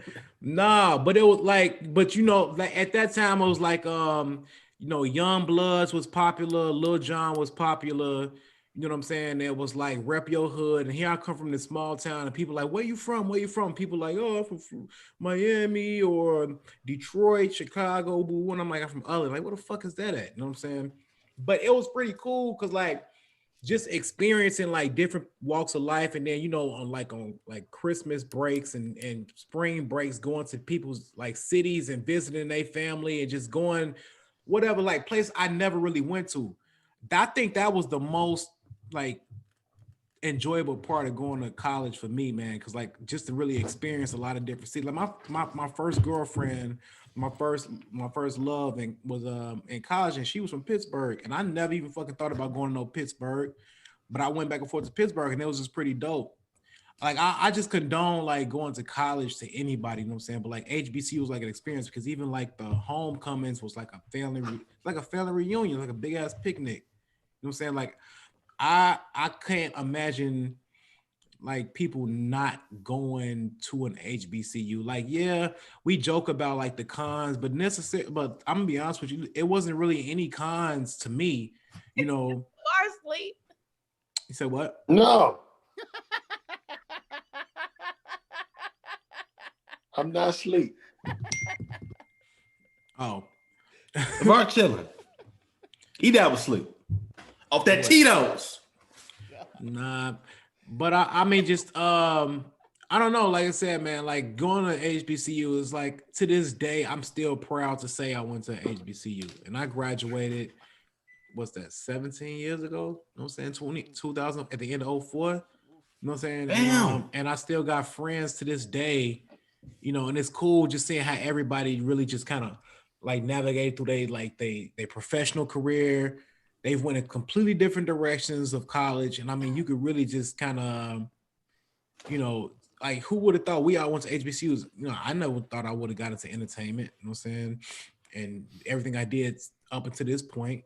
But just yeah, like I love going to HBCU, you know what I'm saying? I'm proud I went to Tennessee State. And I know we got this little friendly competition. Oh, you went to, you know, FAMU and TSU always had this little rivalry because we played each other in the classic. You know what I'm saying? And, you know, I don't know if Morehouse or whoever y'all rival with, or I'm assuming maybe Southern and Xavier probably rival, but it's all love, man. You know what I'm saying? And yeah, I'm just proud to go to HBCU. So can I tell y'all about my first fight at FAMU or no? I mean, if you want to. I'm joking. I did have one. It was definitely one, but yeah, okay, I'm joking. You should have more champagne and tell that story in about 10 more minutes. I want to say that Morehouse for me, it kind of gave me a level of self-esteem that I needed. And it's not that I was an insecure person, but it was just that I grew up. Well, my parents never took me to the barbershop growing up, so I would get roasted on my haircuts from a young age, right? So like my self-esteem was very fragile in grade school because my dad would fuck me up and give me them bold fades, and the kids would be like, "Aha, you got a dickhead," right? And like that went on for a very long time, right? Because there was no blend to my fade, so I had very. I can see that. I can see that you got bogus ass haircuts till you was a grown man. For some reason, I don't know why. But go ahead. Well, to high school, I had an auntie who was like, "I'm sick of this shit. I'm taking you to a barber. I'm sick of your hair looking like a penis. No more of them bold fades. I got you, right?" So, I went through high school and I was kind of like, I'm okay. But Morehouse is like, "Man, no, you dope. You are dope. You are dope. Look to your left, look to your right. Somebody not gonna be here, but you gonna be here." And I was like, "Yeah, hell yeah, I am." So it gave me a level of like, just like self-confidence that. Hey, Lavar over there. No, my dad fucked me up, bro. Like, I was like, why would you send me to school? Listen, you know what's so funny? Just him saying that. All I'm thinking about it is his daddy. I just see you in the chair in your house. Your daddy go, hold still. And he got the clippers on, and them shit's getting hot. Nigga use the walls clippers, put that oil on them. Man, I came to school, the kids would be like, "Oh shit, dickhead," right? So like, and then you would see the girl.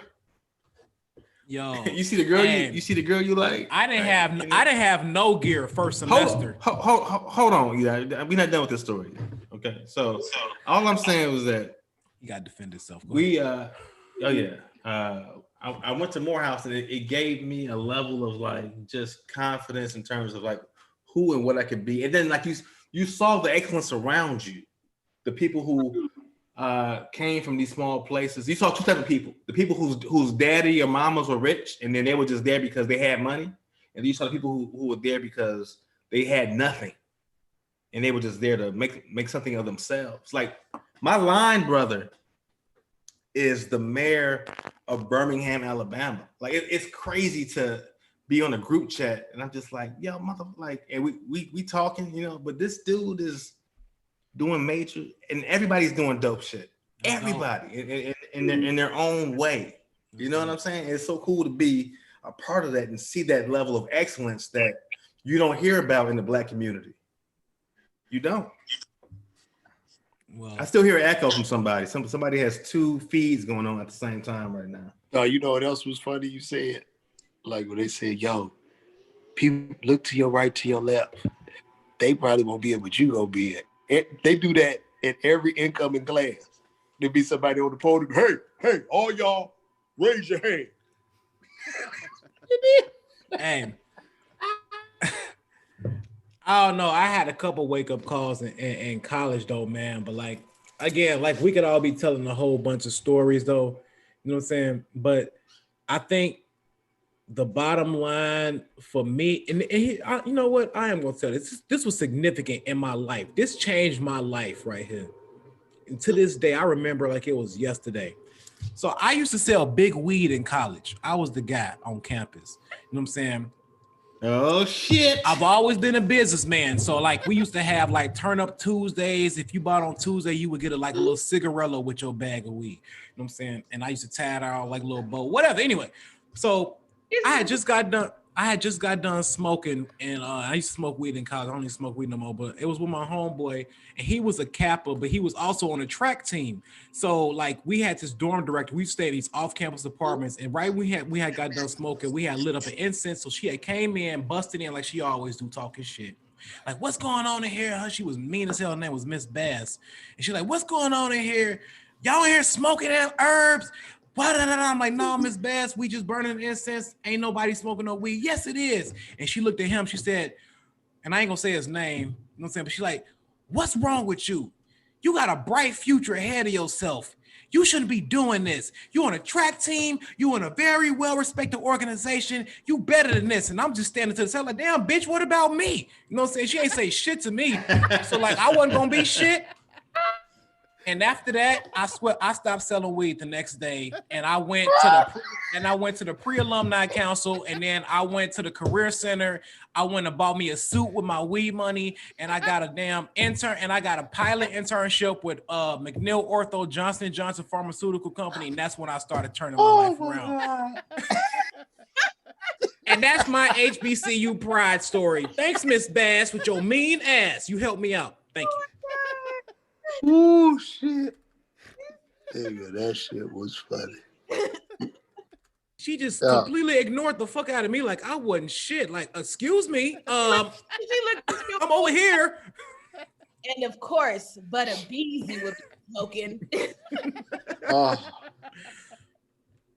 yeah. My god, nigga, that's like when weed was drugs, nigga. Back in the day, weed was like drugs. You gonna be on goddamn crack. Over that shit. She just completely treated my young adult life like I wasn't nothing. Look, when weed was drugs and the opiates, yeah, that motherfucker was out there smoking them reefers. I saw him over there. Smoking that goddamn reefer. He was with that Johnson boy back there. But you know what? The most beautiful thing, and this ain't even HBCU, this is college in general. Like, a lot of people really come into like who they are as a person. You know what I'm saying? Man, absolutely. You know, I mean, you either, and that's why you got all these different groups like civil rights activists, you know what I'm saying? Hoteps. Wait a second. Let me tell y'all this real quick. And this was like the most haterish shit I've done, but I feel like this also like goes hand in hand with my brand of comedy. So like back into I'm gonna say like 2006, Gucci Mane. No, Nelly was supposed to perform at Spelman, and they didn't want Gucci Mane. Gucci Mane. Okay. They didn't want Nelly to perform at Spelman because he had tip drill, baby. Tip drill. And the credit card thing, right? So all these black women was writing all these memorandums like, we don't want him performing here. It's disrespectful. We're a black HBCU who represent women. So I started like this organization on campus that wanted that banned Gucci Mane from performing at FAMU because I was like, we want Music Soul Child because he is like bad and like I was like leading this group of people. We had meetings and shit. We had a newspaper article about us and like, yeah, he didn't perform that year. I was literally bored because I would leave the meetings and go play his fucking album. I just would be like starting shit just because I would be like, this would be fun. And then I had a friend named Carmonique who was always with the shits with me. And she would be like, yeah, let's go do that. Like, were y'all called SWV? No, we were not. Sisters with Voices? But no, I remember doing that. I remember going to like a really, really popular party in Clubhouse. It was called the Clubhouse Apartments. And I didn't feel I was too high because I smoked a bunch of weed, but I didn't feel like going into the party, but I was mad that they were partying, like having such a good time. So I called the police to shut it down. I was just like doing whatever the fuck. So you've been a troublemaker. This ain't just started like in comedy. So you've been a troublemaker for a long time, huh, Brandi? Literally, my other friends was like, why are you saying all this about Gucci Mane? Like, bitch, your favorite rapper is Boosie. I was like, bitch, I don't know. People listen to me. So I just said he don't need to come. And he ain't come. Oh my God. Y'all are funny, man. Who's bored? I'm trying to laugh at this. Yeah. It's so much funny stuff, man. So much funny stuff. But I think HBCUs for just like helping me see what it can be. Like I look at Spike Lee, and who's like one of my favorite like icons, and a Morehouse man as well. Like that's somebody who I wish I could just talk to for like just like give me a half hour. Like I just want to talk to you about because Morehouse had no film school back in the day. Wow. Like I think he went to NYU or Columbia. Maybe NYU, I don't know, but to do what he did without any art school at all, and now they have like the Ray Charles Center and stuff like that, and more like things for the arts. But to do what he did, and Morehouse in the 70s to the 80s with none of that shit, I'm just like, yo, like you are that visionary, you know. And I'm sure he went through even more things that we went through. So I want to hear like as bad as we think the dorms were when we were going to college, I'm sure they were even worse in the 70s and the 80s. And I just want to hear people's experiences. And that I don't know, because by the time I got to college, them dorms was ran the fuck through. So they had to start off nice somewhere because they was old as hell. The showers, like the cleaning people who used to clean on our dorms, they used to come into the showers where the dudes was in there. Because you know, it was in Tennessee State, it wasn't co-ed. And I don't know if it was at some college, but you know, it was like all male dorms or whatever. But like the cleaning people was like some like older aunties, you know what I'm saying? And they would definitely come in there when we was taking the shower, and we didn't complain. I think a couple dudes on my floor hit a couple of them though. They was kind of bogus. I don't even know why. It was always people from in Morehouse fucking like somebody who worked in like the cafeteria, or like a couple of chicks who worked in these offices. Like that was always nigga. No. Them bitches that worked in that cafeteria was fucking them young boys in Morehouse. Hey, they was definitely like, excuse me, like they wasn't supposed to come in the bathroom, but we in the shower, we coming out with a towel on. They be like, hey, like, oh my gosh. You want to come to room 626 real quick? That was my room number, 626 on the 6th floor. We got it cracking in Boyd Hall. Thank you very much. Y'all had 6 floors? We had 7 floors. 7th floor, we called it the penthouse. Was it a male dorm? Was it just men in the dorm? Yeah, so that's how the whole campus was. So you had like Wilson and Watson was freshman dorms, and then you had Boyd and Epps, and then Rudolph, and then you had like, I forgot the other one, but anyway, but yeah, we got a crack in the Boyd. Boyd was like the projects, you know what I'm saying? When I pulled up, niggas was outside like Nixon Dimes, like, yo, this is not the block, but maybe it is the block. Maybe it is. It was ratchet, but it was fun. A lot of good memories. Shout out to Boy Hall. Shout out to Schmitty, who was the dorm director there. That nigga was funny as hell. He used to bust our ass all the time. Yes. That question for you. When you got to college, did you see a lot of? I'm about to get out of here. I gotta be up in the morning. All right, brother. I love you guys, man. Keep doing great work. Y'all are just so funny, proud. Hey, where can they follow your page at, Lavar? You know what I'm saying? Because you got your page. Lavar Walker. Everything is Lavar Walker. And call me, man. That's my little thing I be saying in my video. Mm-hmm. Call me. But yeah, I gotta go lay it down. I'm about to pass out. All right. All right, brother. Thank you. All right, brother. Thanks for joining, Lavar, man. Appreciate it. Shout out to no Xavier. doubt. Anytime, bro. All right. Yes, sir. My question for you is, did you see a lot of dudes at TSU trying to recreate themselves, like once they got to college and be somebody who you was like? Hell yeah. Hell yeah. That's what everybody was. Because people came down there first. It was like this. Like every semester, it was like a new character. You know what I'm saying?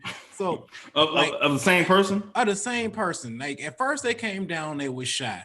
Then when they got a little acclimated to the scene, they was thugs. Then when they crossed over, they was popular if they had pledged to something. You know what I'm saying? Then they was preps, like preppy, and they was all, you know what I'm saying? But it was really growth. You know what I'm saying? I don't really feel like it was character like they was trying to find themselves, but a little bit of what it was. But I mean, they was actually growing and progressing into who they was going to become as young adults. You know what I'm saying?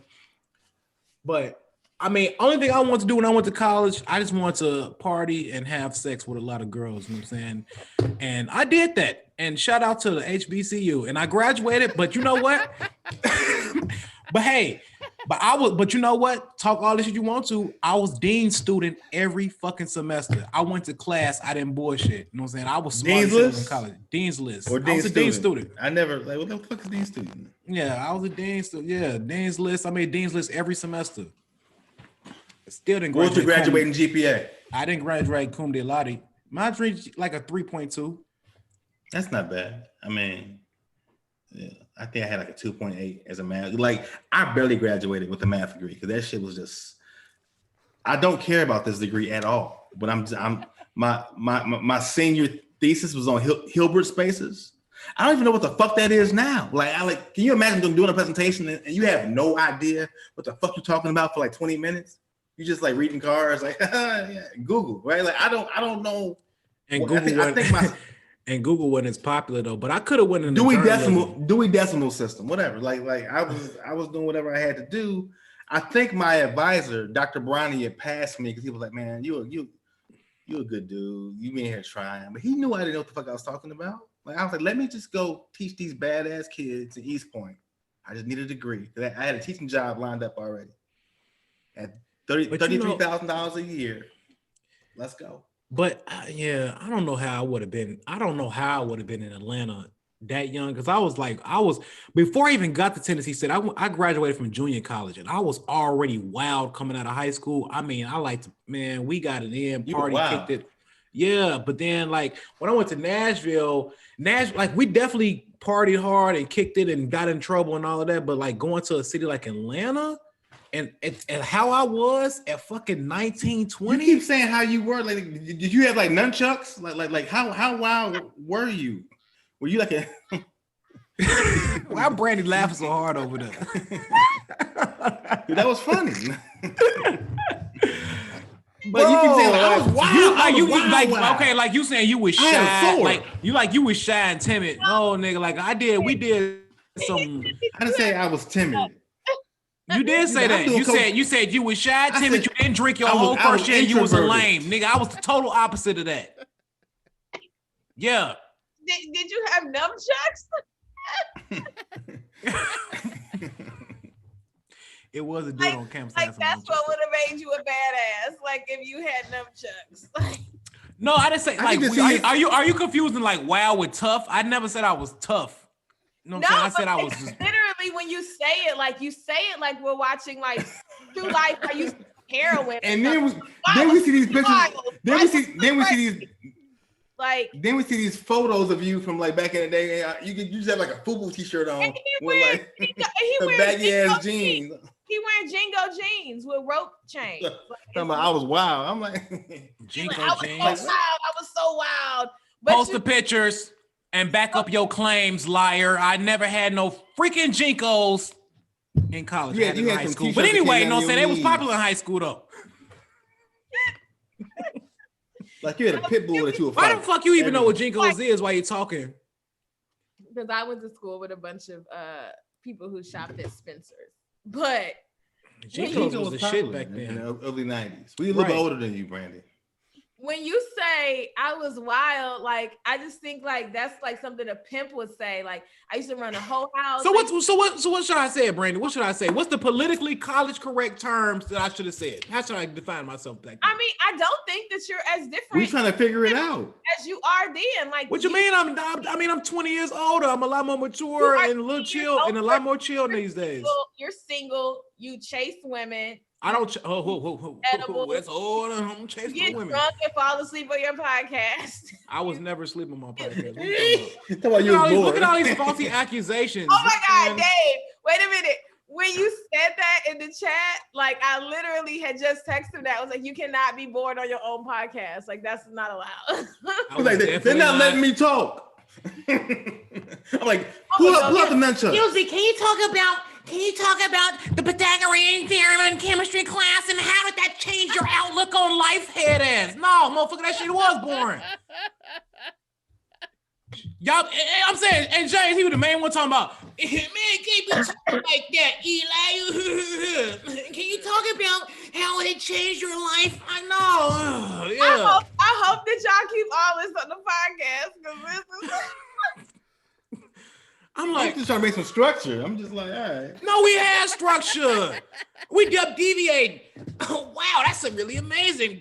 How did that change your life? How did that change you as a person? Like, did that break you? How did that help you grow? Like, motherfucker don't even want to see that. We down to one viewer. Motherfucker, as soon as you start talking like that, the viewers should drop from 15 to like -5. I'm like, oh. No, it dropped from 3 to 1. I was gonna say it's dropping 3 to 1. Like You messing up my claim, Brandi. Just follow me here. You know what I'm saying? We trying to do something for Jason Graves, baby. Come on now, come on. Okay. LeVar saw that number 1. He was like, shit, I'm about to just get on out of here. Like, this one viewer shit. I enjoy going down memory lane with my HBCU folks. I usually have more people in the comments talking. A lot of people probably go to HBCU, so they might feel a little isolated, but I don't give a fuck. You know what I'm saying? Watching Keisha Cole and Ashanti. Why are they watching that garbage? Because people's on the internet making memes about it. So how did making the meme make you feel about your life and you being a stronger individual, Brandi? Since I can't ask an educated question, Eli, talk about niggas getting shot at Popeyes and on That's what the William fuck Street. they want to hear. That's what they want to talk about. E-Dot's like the worst HBCU representative ever. Because back in the day, I used to be wild. I had What you mean? You know how much money I spend at the library on TSU apparel? A lot. I support my HBCU.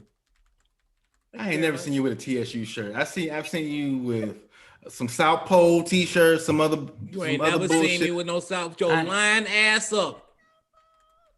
A Mecca t-shirt in 2018. I seen you with an Anichi button up last year on stage, Dave. I saw With a fedora hat. With And it's NYC. With a Jabot shirt on. Hold on. Let's moving forward. We should just turn this into the Ratchet Nunchuck podcast. So like however you want to style it, we just slapping niggas on the. Shut up! Just maybe we do it once a month. Just once a month. This is my favorite part of the podcast where y'all fight.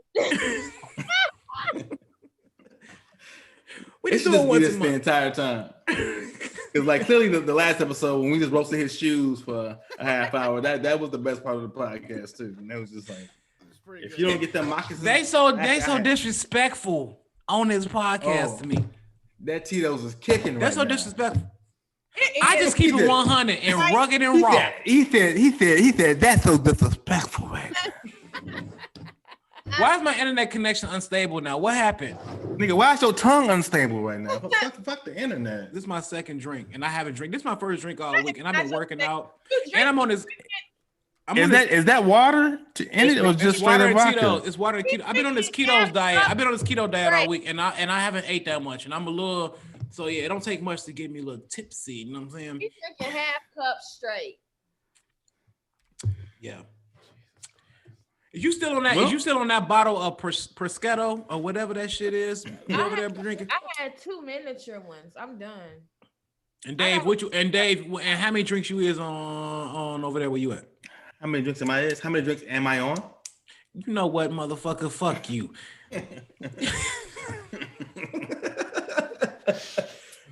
I only had that one Maker's Mark from earlier. Y'all need a moderator. We don't need shit. We good over here. Jays and Grays, baby. 2021. Fuck you talking about? Did y'all ever talk about Jordan? Oh, that was the last episode where his what was the guy's name? I can't think of him right now. The guy Andre who had Senegal. He had got him cards. Andre Senegal. Got him cards. Yeah.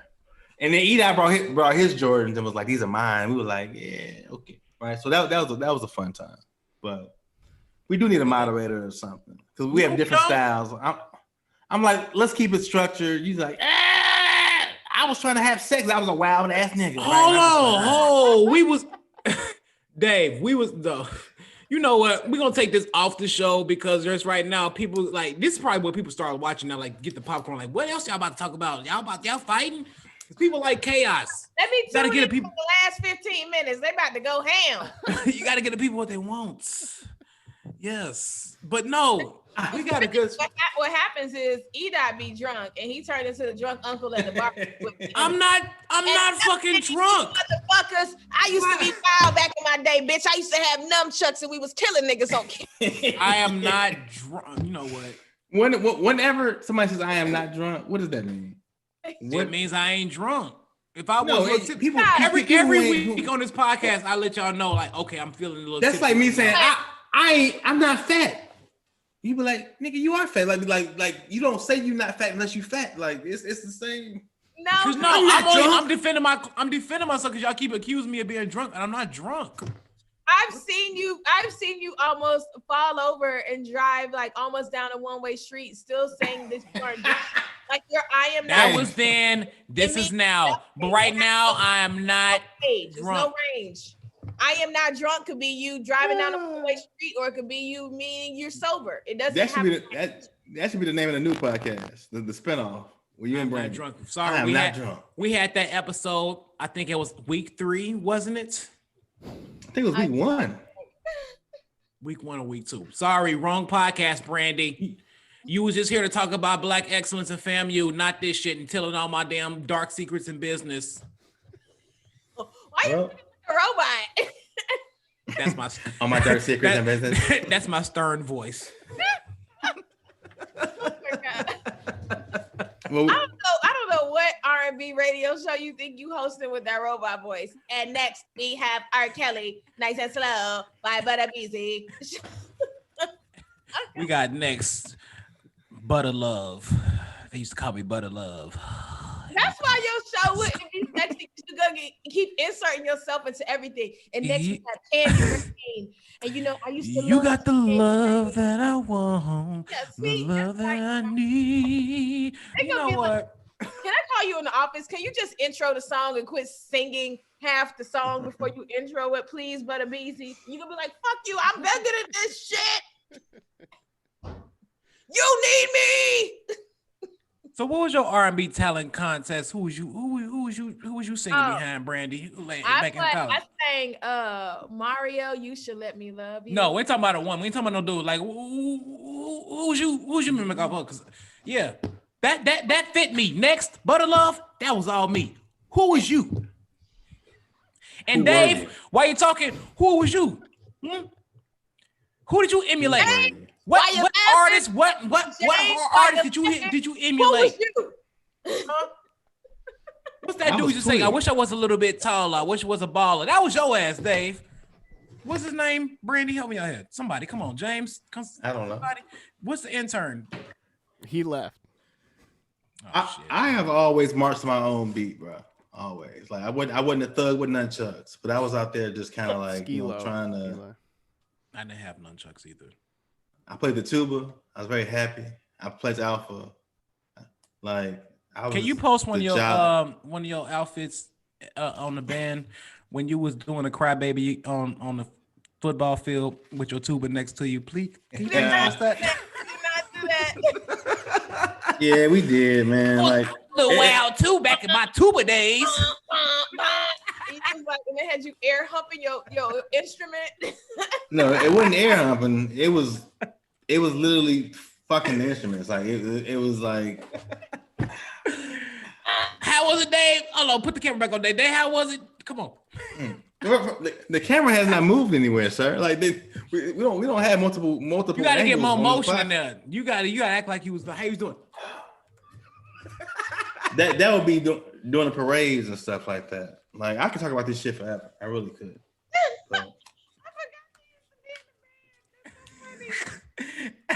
Tuba Dave.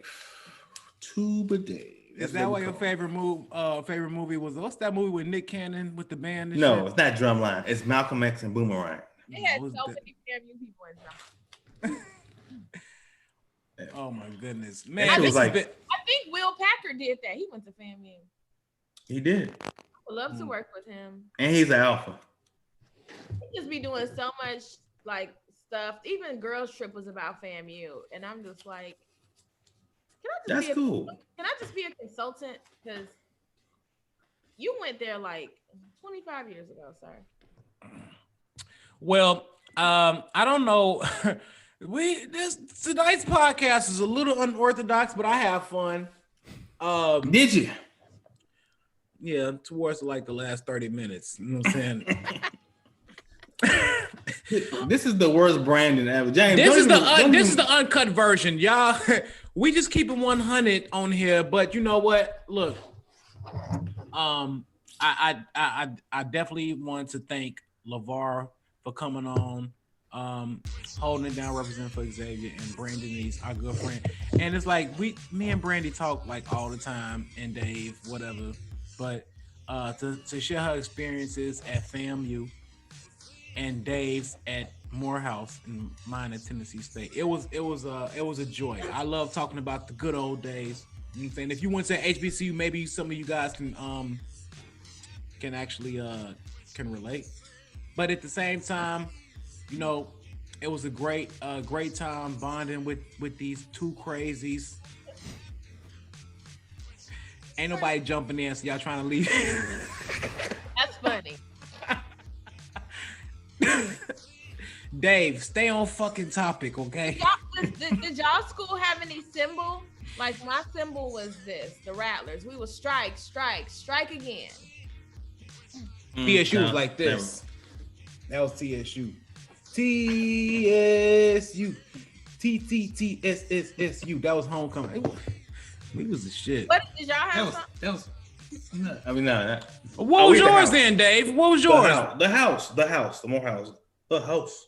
The host is on fire. Is that what y'all about to say? The house is on fire. All right, let's get off this podcast. No. It's so funny. I got a question.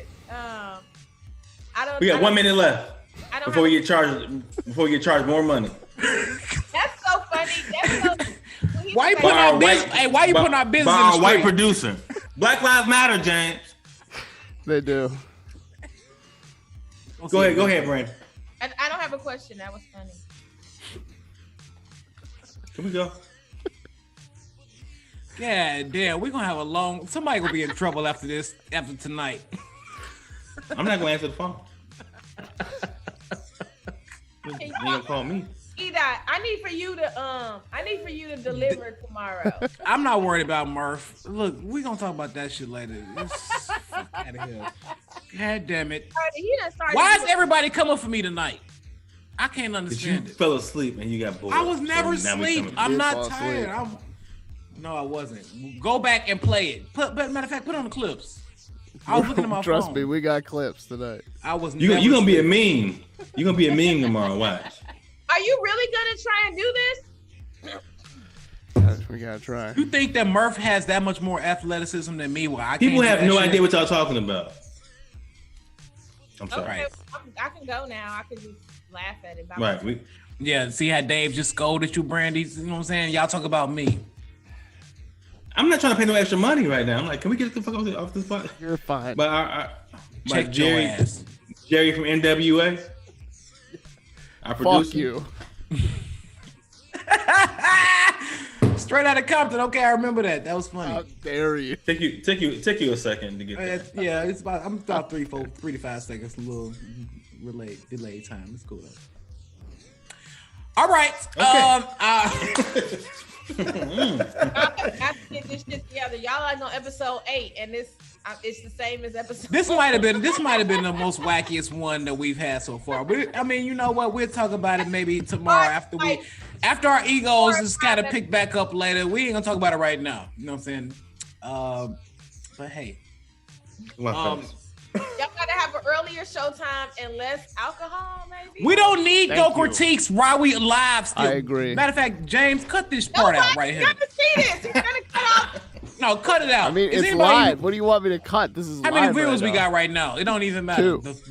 Okay. 3 across 3 platforms. Oh my Lord. There's one These on 3 people- Twitch right now. So. Oh, Twitch. Yeah. We on Twitch? We're on Twitch, bro. I got you. Shit, I didn't know we was on Twitch, goddammit. We're everywhere. Hey, fuck with us. We on Twitch, What you paying for? iTunes, Come on. Spotify, Facebook. Fuck with you know what I'm talking about. For 3 viewers. Yeah, we got 3 viewers. 2 on Facebook, 1 on Twitch. We're killing it. I didn't know we was on Twitch. Yeah, bro. How you like us now? Haters. Twitching this bitch. Twitch. Can I fade this song out, please? Please. All right. We've been held hostage on our own podcast. I'm so sorry, guys. I apologize. Good night.